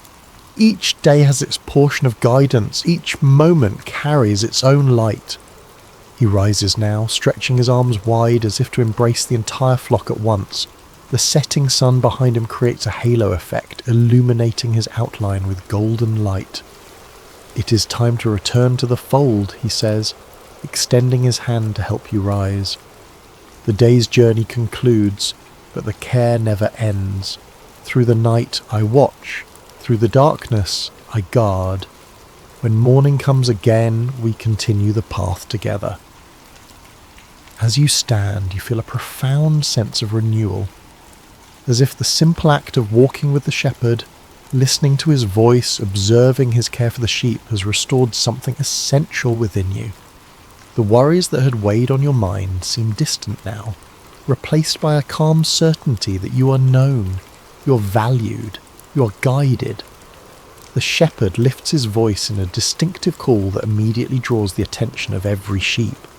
They respond with remarkable unity, moving toward him from all directions, gathering into a more cohesive group for the journey home. This is how it has always been, he explains as you begin to walk beside him, the flock following behind. The sheep scattered in feeding, gathered in travelling, diverse in their individual needs, united in their common trust, each one unique, yet part of a greater whole. The path back to the sheepfold seems somehow shorter than the journey out, as if the familiarity of returning home compresses distance itself. The evening light casts long shadows ahead of you, leading the way toward rest. You're safe, the shepherd says, his voice now barely above a whisper. You're loved. You're guided. These words repeat like a gentle refrain as you walk, matching the rhythm of your steps, synchronizing with your heartbeat. They are not just sounds, but promises, not just comfort, but truth. They sink deeply into your consciousness, creating a foundation of peace that feels both new and somehow always known. As the sheepfold comes into view, its stone walls glowing with the last light of day, you feel a sense of completion. Not the end of a glory, but the closing of a circle that will open again with the dawn. The shepherd leads the flock through the entrance, counting each one, greeting each by name, ensuring that all who went out have returned safely. When the last sheep has entered the fold, the shepherd takes his place at the gateway, his staff across his knees, his gaze moving between the gathered flock and the darkening landscape beyond. He is the living gate, the constant guardian, the embodiment of care that does not slumber or sleep. Rest now, he says to you, his eyes holding yours with gentle intensity. The shepherd knows your name. The shepherd calls you to rest. The voice of love is always near. As night embraces the world once more, as stars begin to appear in the darkening sky, you feel yourself surrounded by perfect peace, held in the care of the one who calls you by name, who leads you beside still waters, who restores your soul.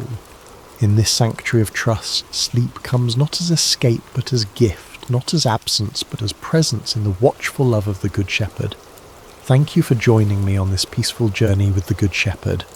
If these words have brought you comfort tonight, please consider subscribing to Sacred Rest for more scripture-inspired sleep stories.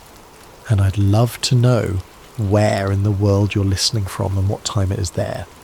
May you rest deeply in the knowledge that you are watched over with perfect care through this night and always.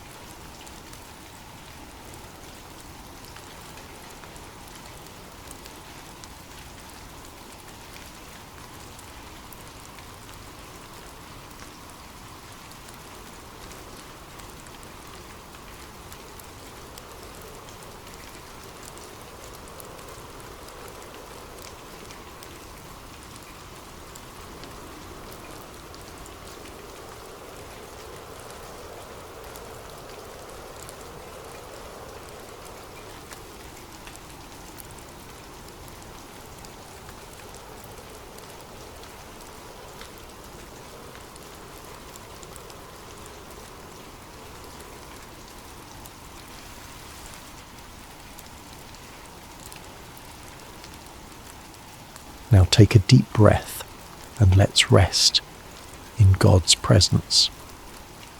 The Sea of Galilee rested in quiet splendour as the day's light began its gentle retreat toward the horizon. Golden rays stretched across the water's surface, dancing and shimmering as if heaven itself had scattered coins across the deep. It had been a full day, a day when crowds pressed in from every direction, hungry for wisdom, for healing, for a glimpse of this man who spoke as no one had spoken before. Jesus had been teaching since morning, his voice carrying across the gathered multitudes. He spoke of seeds falling on different soils, of tiny mustard seeds growing into sheltering trees, of hidden treasures and precious pearls. The kingdom of heaven, he said, was like these things, sometimes hidden, always valuable, growing in ways the human eye might miss. His words were simple yet profound, accessible yet mysterious, and the crowds hung on every syllable. But even the Son of God, wrapped in human flesh, grew weary. As the sun began its descent, Jesus looked out at his disciples with eyes that held both exhaustion and purpose. "Let us go over to the other side," he said simply. No fanfare accompanied these words, no dramatic declaration, just a quiet invitation to cross the sea. This is where our meditation begins tonight, with this small, seemingly unremarkable statement. Let us go over to the other side. 5 ordinary words that carried extraordinary meaning. For when Jesus says, "Let us go," he already knows what lies ahead. The storm that would soon rage was not a surprise to him. The fear that would grip his disciples' hearts was already known. The peace he would speak was already prepared. The disciples, eager to follow their teacher wherever he led, began to prepare the boat. Some of them were fishermen by trade, Peter, Andrew, James, and John, their hands calloused and strong from years of casting nets and pulling oars. They knew this sea intimately, had crossed its waters countless times. This evening crossing seemed unremarkable to them, simply another journey in their extraordinary adventure with this remarkable man. Other followers bid Jesus and the disciples farewell from the shore, perhaps still pondering the parables they had heard throughout the day. The kingdom of heaven is like. These words would linger in their hearts as they returned to their homes, planting seeds of truth that would grow in ways they couldn't yet imagine. As the boat pushed away from shore, Jesus settled into the stern. A small cushion was placed there, nothing luxurious, just a simple comfort for the teacher's rest. Several of the disciples took up the oars, their strong arms working in rhythmic unison to guide the vessel forward. Others perhaps sat quietly, watching the shoreline recede or gazing up at the vast canvas of sky that was beginning to transition from azure blue to deepening indigo. The evening air was cool against their skin, a welcome relief after the heat of the day. Birds wheeled overhead, their silhouettes dark against the warming colours of sunset. Fish occasionally broke the surface of the water, creating ripples that expanded outward in perfect circles. All seemed peaceful, all seemed well. Jesus, his body surrendering to weariness, closed his eyes. The gentle rocking of the boat, the quiet splash of water against its sides, the distant calls of birds, these formed a lullaby that invited rest. And so he slept, his head resting on the cushion, his breath falling into the deep, steady rhythm of slumber. The disciples continued their work, some rowing, others perhaps talking quietly among themselves about the day's events. What did the Master mean by this parable or that? How had he known what was in the heart of the Pharisee who had challenged him? Would they truly understand all these mysteries someday, as he had promised?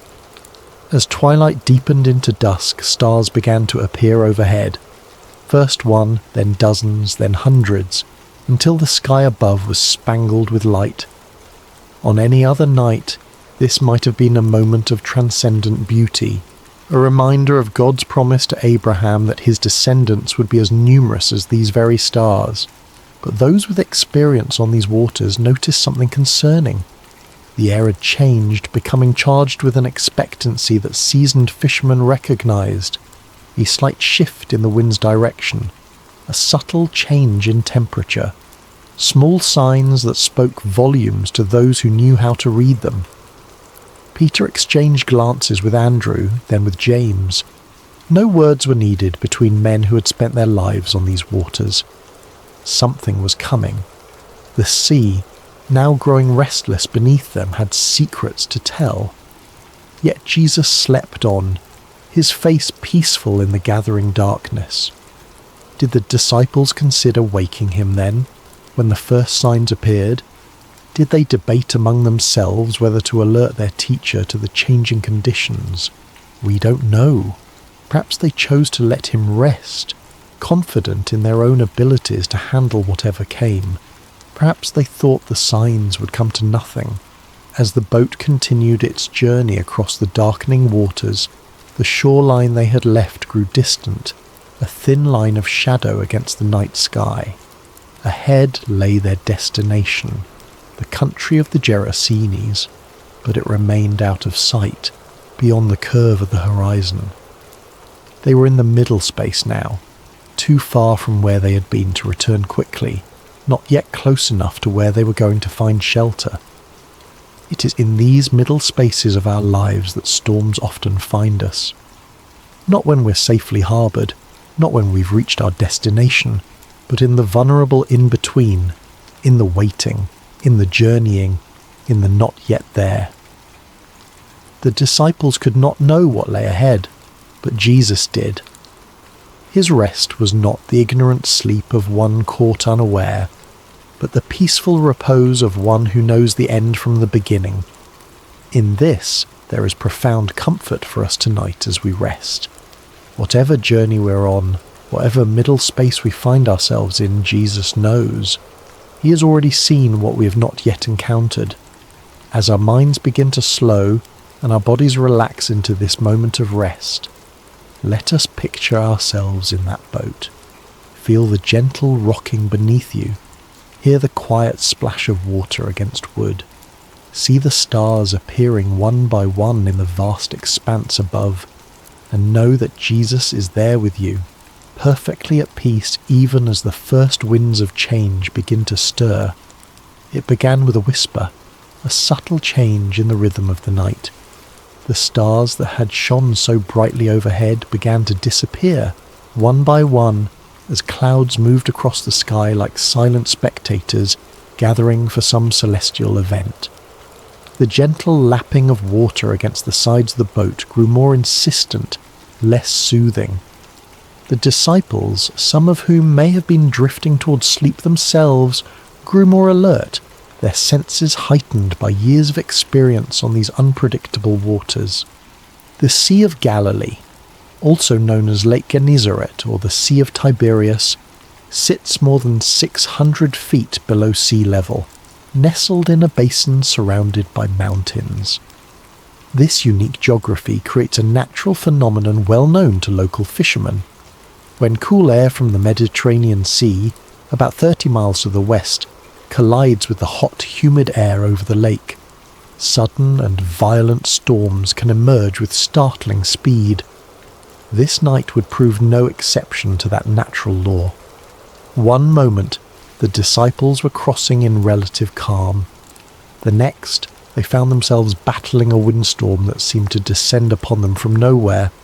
The Greek word used in Mark's Gospel to describe this storm is leilaps. Not a gentle rain shower or passing breeze, but a furious squall, a tempest of frightening power. The wind began to howl, no longer a whisper but a roar that filled their ears and made conversation nearly impossible. It seized the sail, straining the ropes that secured it, and threatening to tear the fabric from its moorings. Those disciples with seafaring experience would have worked quickly to secure what they could, their hands moving with practiced efficiency despite the growing chaos. Waves rose around them, no longer gentle undulations but angry mountains of water that lifted the boat high before dropping it with stomach-churning speed into the next trough. Water began to break over the sides, soaking the men to their skin and pooling at their feet. In the dim light of whatever lamps they might have had, or perhaps by now extinguished by wind and water, they could see the boat beginning to fill. For modern readers, it might be difficult to fully appreciate the terror of this moment. We who cross oceans in massive ships or fly above the clouds in airplanes may have experienced turbulence or rough seas, but few of us have truly feared for our lives while travelling. These men, however, even those who had spent their lives on the water, understood their mortality with stark clarity in this moment. The boat was filling with water faster than they could bail it out. The wind showed no signs of abating. The shore was nowhere in sight. In the ancient world where swimming was not a commonly taught skill, and where the depths of the sea represented chaos and death, their situation was dire indeed. And Jesus slept on, his head still resting on the cushion in the stern of the boat. This image of Christ sleeping peacefully while chaos rages is one of the most powerful in all of Scripture. There is something almost incongruous about it, something that both confounds and comforts. The disciples must have looked at him with bewilderment. How could anyone sleep through such a storm? Did he not feel the water soaking his garments? Did he not hear the howling wind, or feel the violent pitching of the vessel? Perhaps some of them remembered the words of Psalm 121. He who watches over you will not slumber. Indeed, he who watches over Israel will neither slumber nor sleep. Yet here was their teacher, their master, whom some had begun to believe might be the promised Messiah, deep in slumber while destruction seemed imminent, we might pause here in our meditation and consider times when God has seemed silent or sleeping in our own lives. Those dark nights when prayers appear to go unanswered. Those seasons of suffering when heaven itself seems shut tight. Those moments when we cry out, "Lord, don't you care?" For this was precisely the question that rose to the disciples' lips as fear gave way to desperation. Someone, we don't know who, moved to the stern where Jesus lay sleeping. Perhaps they shook his shoulder roughly, the protocol of respect forgotten in the face of survival's urgency. "Teacher," they cried, their voices barely audible above the storm's rage, "don't you care if we drown?" There is raw humanity in this question, the unfiltered cry of those who feel abandoned in their hour of greatest need. It's not a theologian's careful inquiry or a philosopher's pondering, but the gut-level response of frightened men who cannot understand why the one they've come to trust seems indifferent to their plight. Don't you care?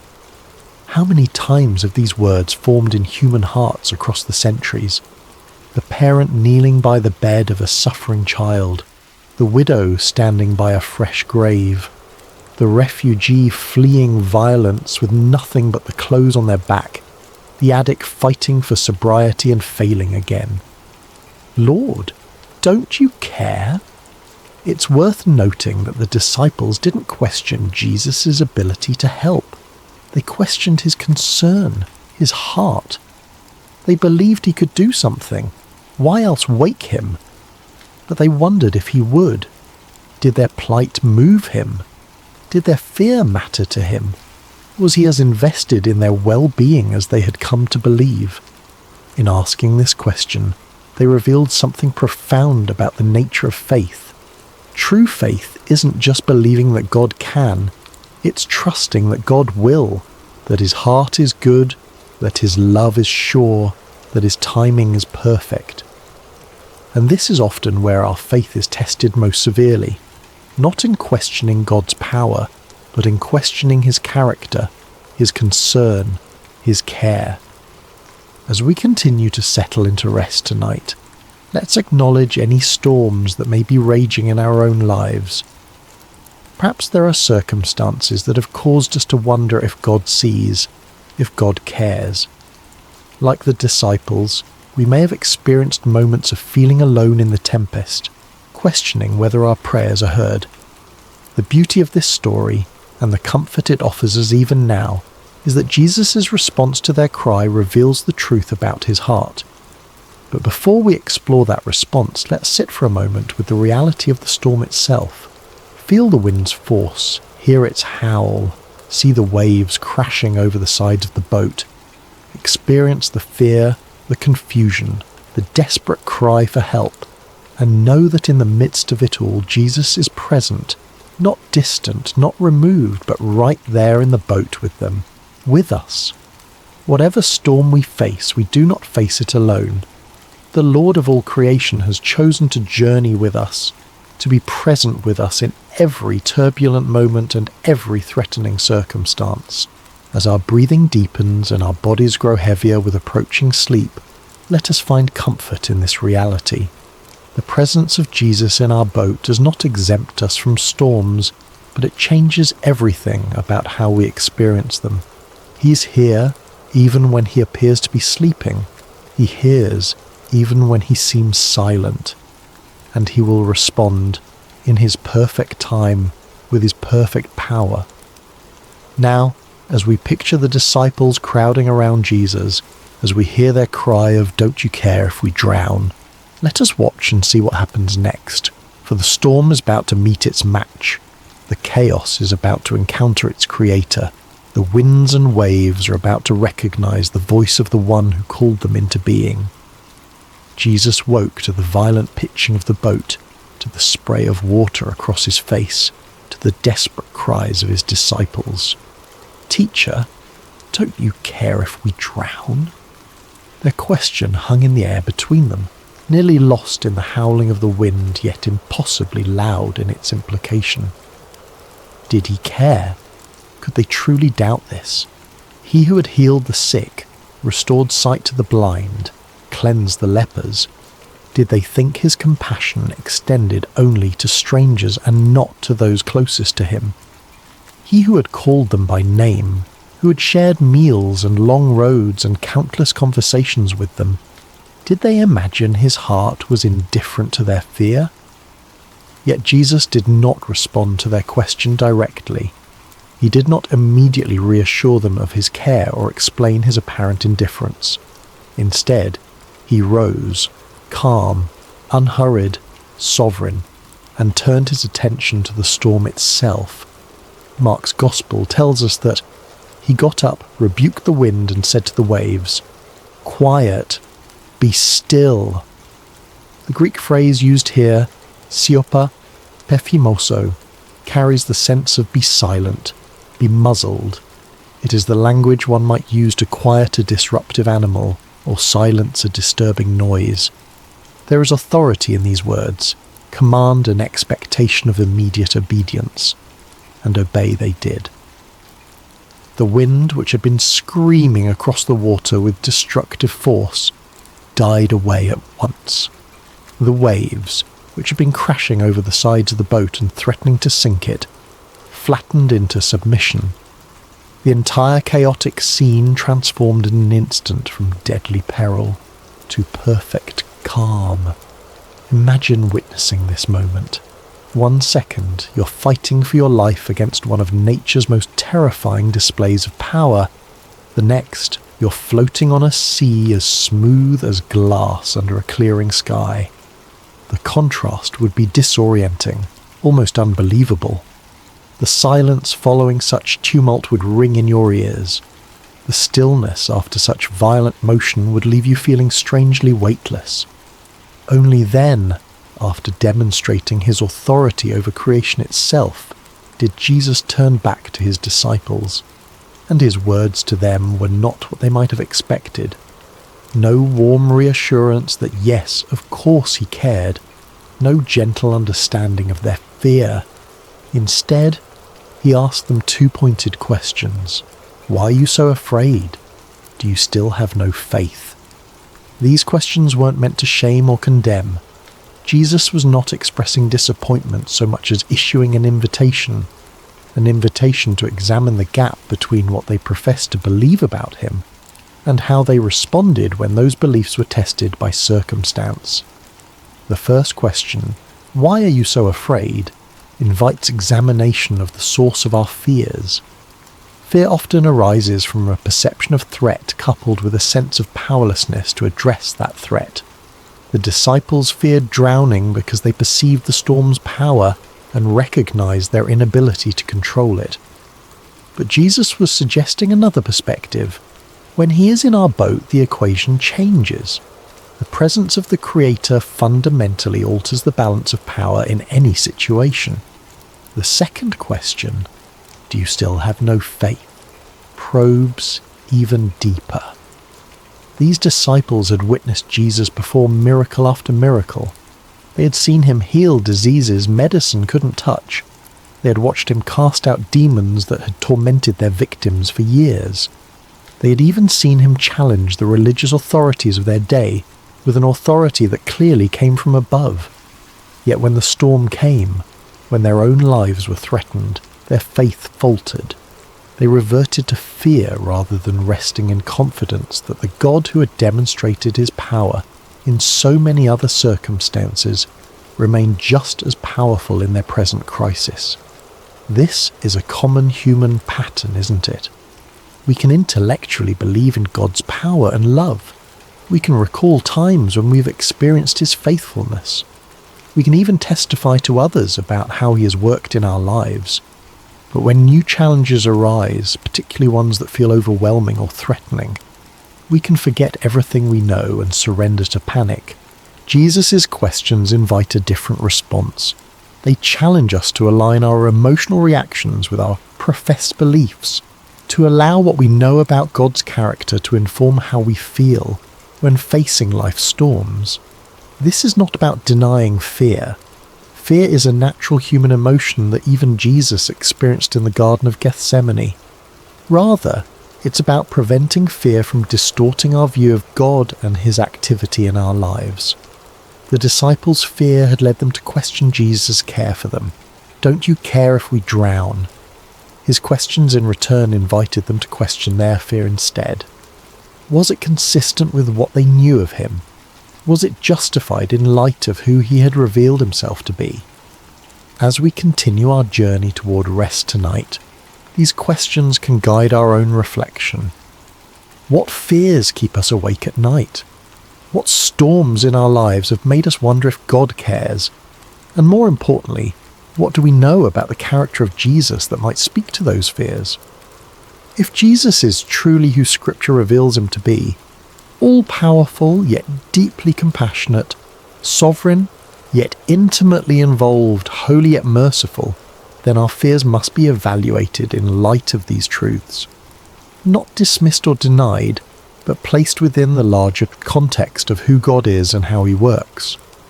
The disciples in that boat had to reconcile their experience of the storm with their experience of Jesus' power over it. We too must reconcile our experience of life's challenges with our understanding of God's character and capabilities. This reconciliation doesn't happen once and for all. It's an ongoing process, a continued growth in trust that develops as we walk with him through both calm seas and raging tempests. Perhaps the most comforting truth in this entire account is the simple reality that Jesus was in the boat with them. He had said, "Let us go over to the other side, you will," not "let me meet you on the other side," or to try to make it to the other side. When Jesus says, "let us go," he commits to the entire journey, not just the destination. Similarly, when Jesus calls us to follow him, he doesn't promise absence of storms. He doesn't guarantee that the path will be smooth or the journey comfortable. What he does promise is his presence with us in whatever we face. "I am with you always," he would later tell his followers, "to the very end of the age." This presence changes everything. It doesn't always change our circumstances, though sometimes, as in this story, it dramatically does. But it always changes the meaning of those circumstances and how we can respond to them. As we feel sleep drawing nearer, let us rest in this truth. Whatever storm we face, Jesus is in our boat, not as a passive passenger, but as the Lord of wind and wave, the one whose word can transform chaos into calm, the one whose presence transforms our fear into faith. The question Jesus asks, "Why are you so afraid?" isn't meant to dismiss our feelings, but to direct our focus toward the greater reality of his presence and power. The perfect love he embodies casts out fear, not by pretending the storm doesn't exist, but by reminding us that he exists within the storm with us, and that makes all the difference. In the aftermath of the storm's sudden cessation, a profound silence settled over the Sea of Galilee. The only sounds remaining might have been the gentle lapping of now calm waters against the boat's hull, the dripping of seawater from soaked clothing and hair, and perhaps the still rapid breathing of men whose hearts had not yet caught up with the dramatic change in their circumstances. The contrast could not have been more stark. Moments before, chaos had reigned, wind howling, waves crashing, men shouting in fear. Now, perfect stillness surrounded them. The sky was clearing, stars reappearing like hesitant witnesses emerging after danger has passed. The sea, which had threatened to claim their lives, now cradled their boat with gentle care. In this strange new quiet, Jesus' words hung in the air. "Why are you so afraid? Do you still have no faith?" These questions weren't harsh or condemning. They were asked by the same voice that had just commanded the elements and been instantly obeyed. They were spoken by the same lips that had taught multitudes about the kingdom of heaven, that had pronounced forgiveness to the repentant, that had offered living water to the thirsty. His tone may have been one of genuine curiosity rather than criticism, a teacher using a powerful experiential lesson to reveal what was in his students' hearts. The disciples' reaction to this moment is profoundly revealing. Mark tells us that they were terrified and asked each other, "Who is this? Even the wind and the waves obey him." This was a new kind of fear, not the desperate fear of drowning that had gripped them during the storm, but the reverent awe that comes from encountering something, someone, beyond human comprehension. Their question, "Who is this?" is perhaps the most important question any person can ask about Jesus. It's a question that has echoed through centuries across cultures within countless human hearts. Who is this man who spoke with unparalleled authority, who healed with a touch, who forgave sins as if they were his to forgive, and who, as they had just witnessed, commanded the very elements of nature with a word?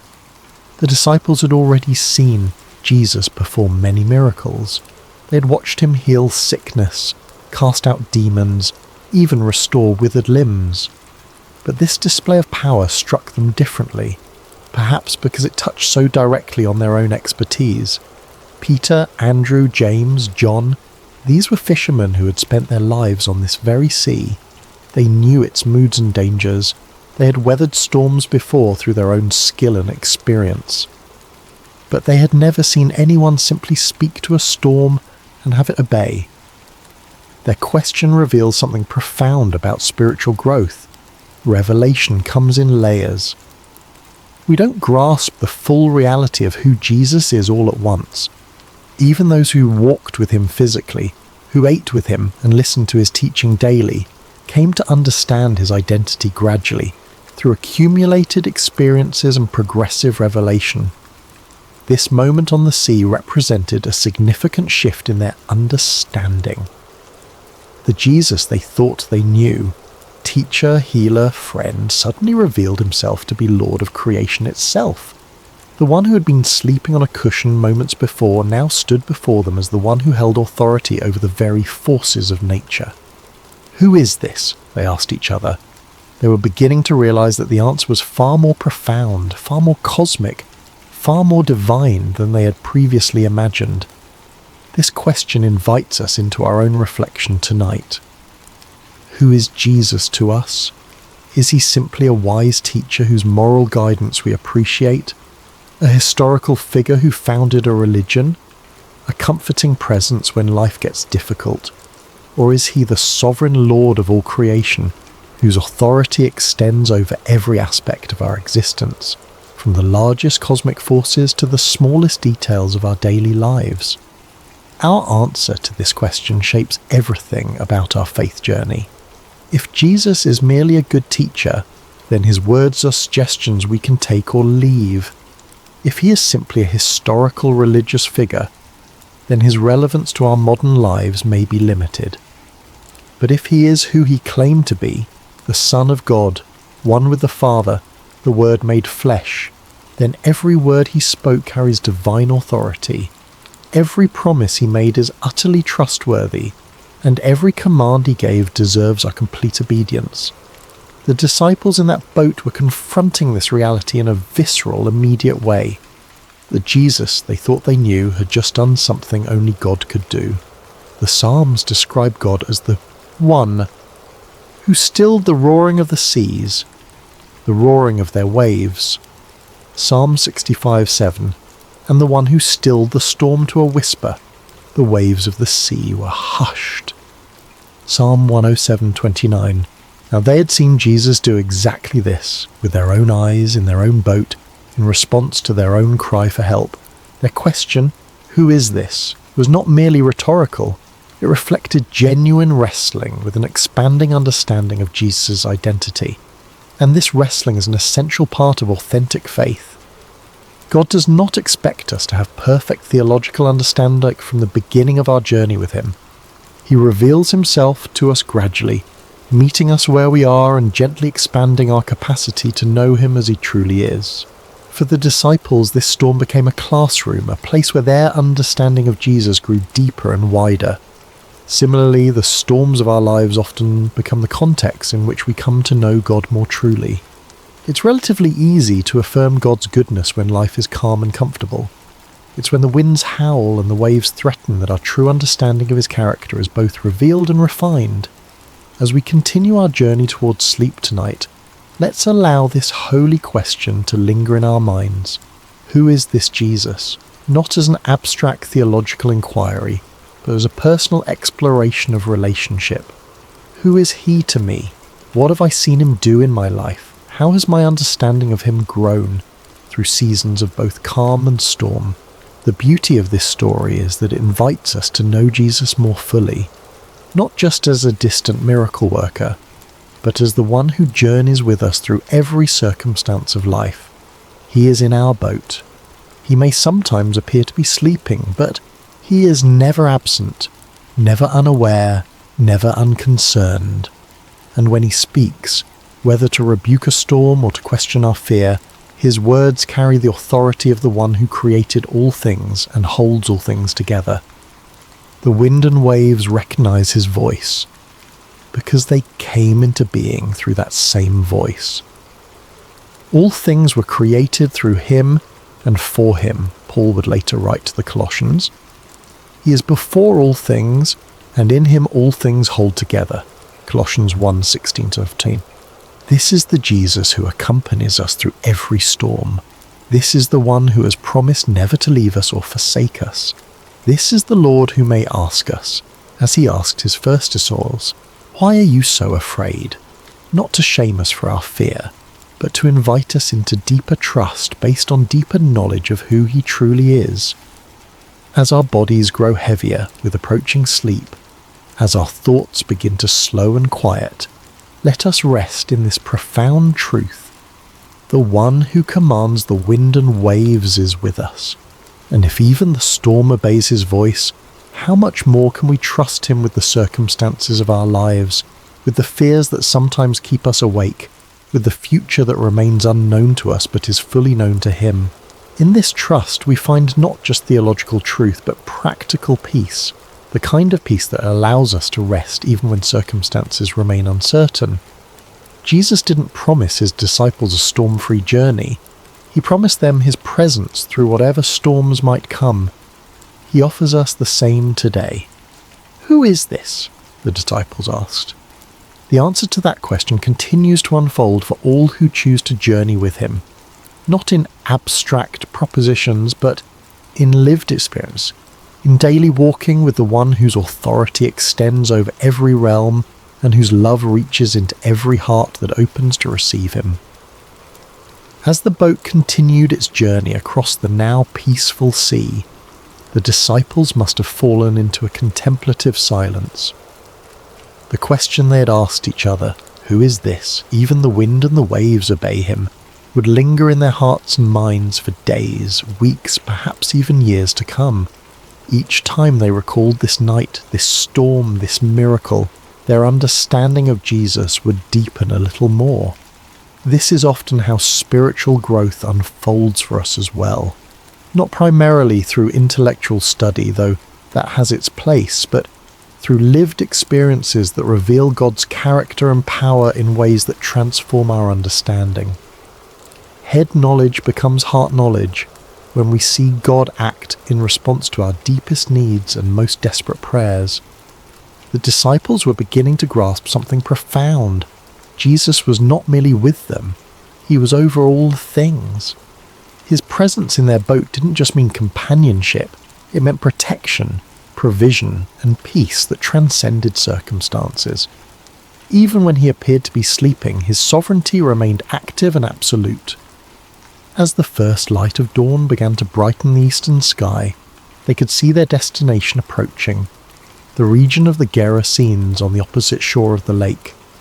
Jesus had said, "Let us go over to the other side," and despite all that had transpired during the night, they were indeed arriving exactly where he had intended to take them. This small detail carries significant comfort. When Jesus sets a destination, he ensures arrival. The storm, powerful as it was, had not prevented the fulfillment of his stated purpose. It had threatened, certainly. It had frightened the disciples badly. But in the end, It had simply become another opportunity for Jesus to reveal more of himself to those who followed him. This pattern appears throughout Scripture and throughout the lives of those who walk with God. What appears to be a detour or a disaster often becomes the very context in which God manifests his glory most clearly. The storm on the sea, the fiery furnace, the lion's den, the prison cell. In Scripture, these became stages for divine revelation, not obstacles to divine purpose. As we prepare to drift into sleep tonight, there is profound rest available in this reality. Whatever storms we face, they do not take Jesus by surprise. Whatever fears arise within us, they do not diminish his power. Whatever threatens to overwhelm us, it cannot overrule his sovereign declaration over our lives. If Jesus has said to us, in any area of our lives, "Let us go to the other side," then we can rest assured that no storm, internal or external, can prevent us from reaching the destination he has established. The journey may include unexpected turbulence. We may experience moments of genuine fear, but the presence of Jesus in our boat, in our lives, our circumstances, our hearts, guarantees safe passage.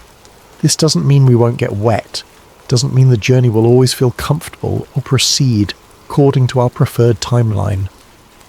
The disciples in that boat experienced genuine terror before they witnessed miraculous calm. They got soaked to the skin. They may have lost cargo overboard. The boat likely required bailing out and repairs afterward, but they made it to the other side because Jesus had declared that this would be so, and in the process, they came to know him more deeply than they had before.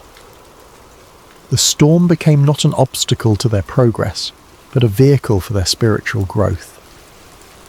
As we reflect on this story one final time tonight, let's consider 3 enduring comforts it offers to all who journey with Jesus.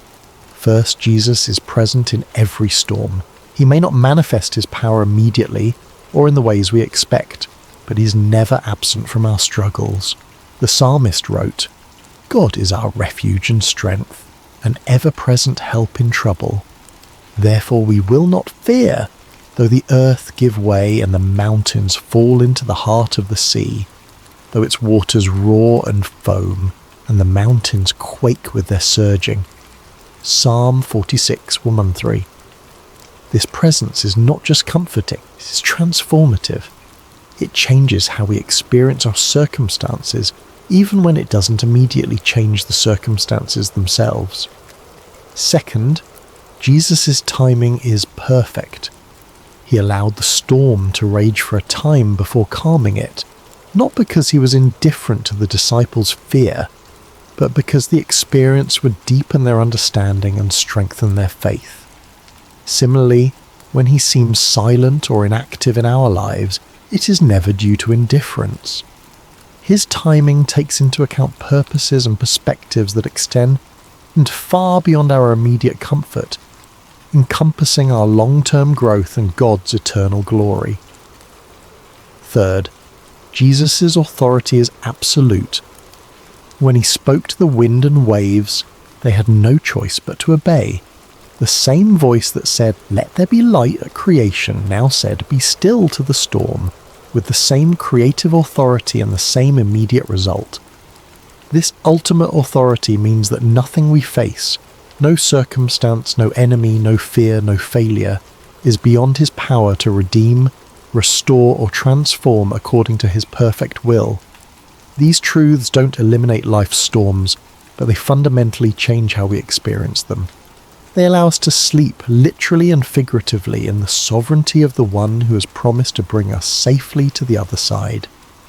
As your body relaxes more deeply now, as your breathing slows and your thoughts begin to drift, imagine yourself in that boat after the storm has ceased. Feel the gentle rocking of the vessel on calm waters. See the stars reflected on the surface like scattered diamonds. Hear the quiet lapping of small waves against the wooden hull. And most importantly, know that Jesus is there with you, awake, aware, almighty. The night is passing. Dawn approaches. The shore draws nearer with each moment. And the one who commanded the storm with a word continues to hold you in the palm of his hand, guiding your vessel to exactly where he intends it to go. In this assurance there is deep peace. In this knowledge there is perfect rest. In this presence there is complete safety. Whether we find ourselves currently in the midst of a raging storm, in the calm that follows, or in the ordinary moments between dramatic events, the truth remains. Jesus is with us. Jesus is for us, and Jesus will bring us safely to the other side. So breathe deeply now. Release the tension you may be holding in your shoulders, your jaw, your hands, your mind. Allow your body to grow heavy with approaching sleep.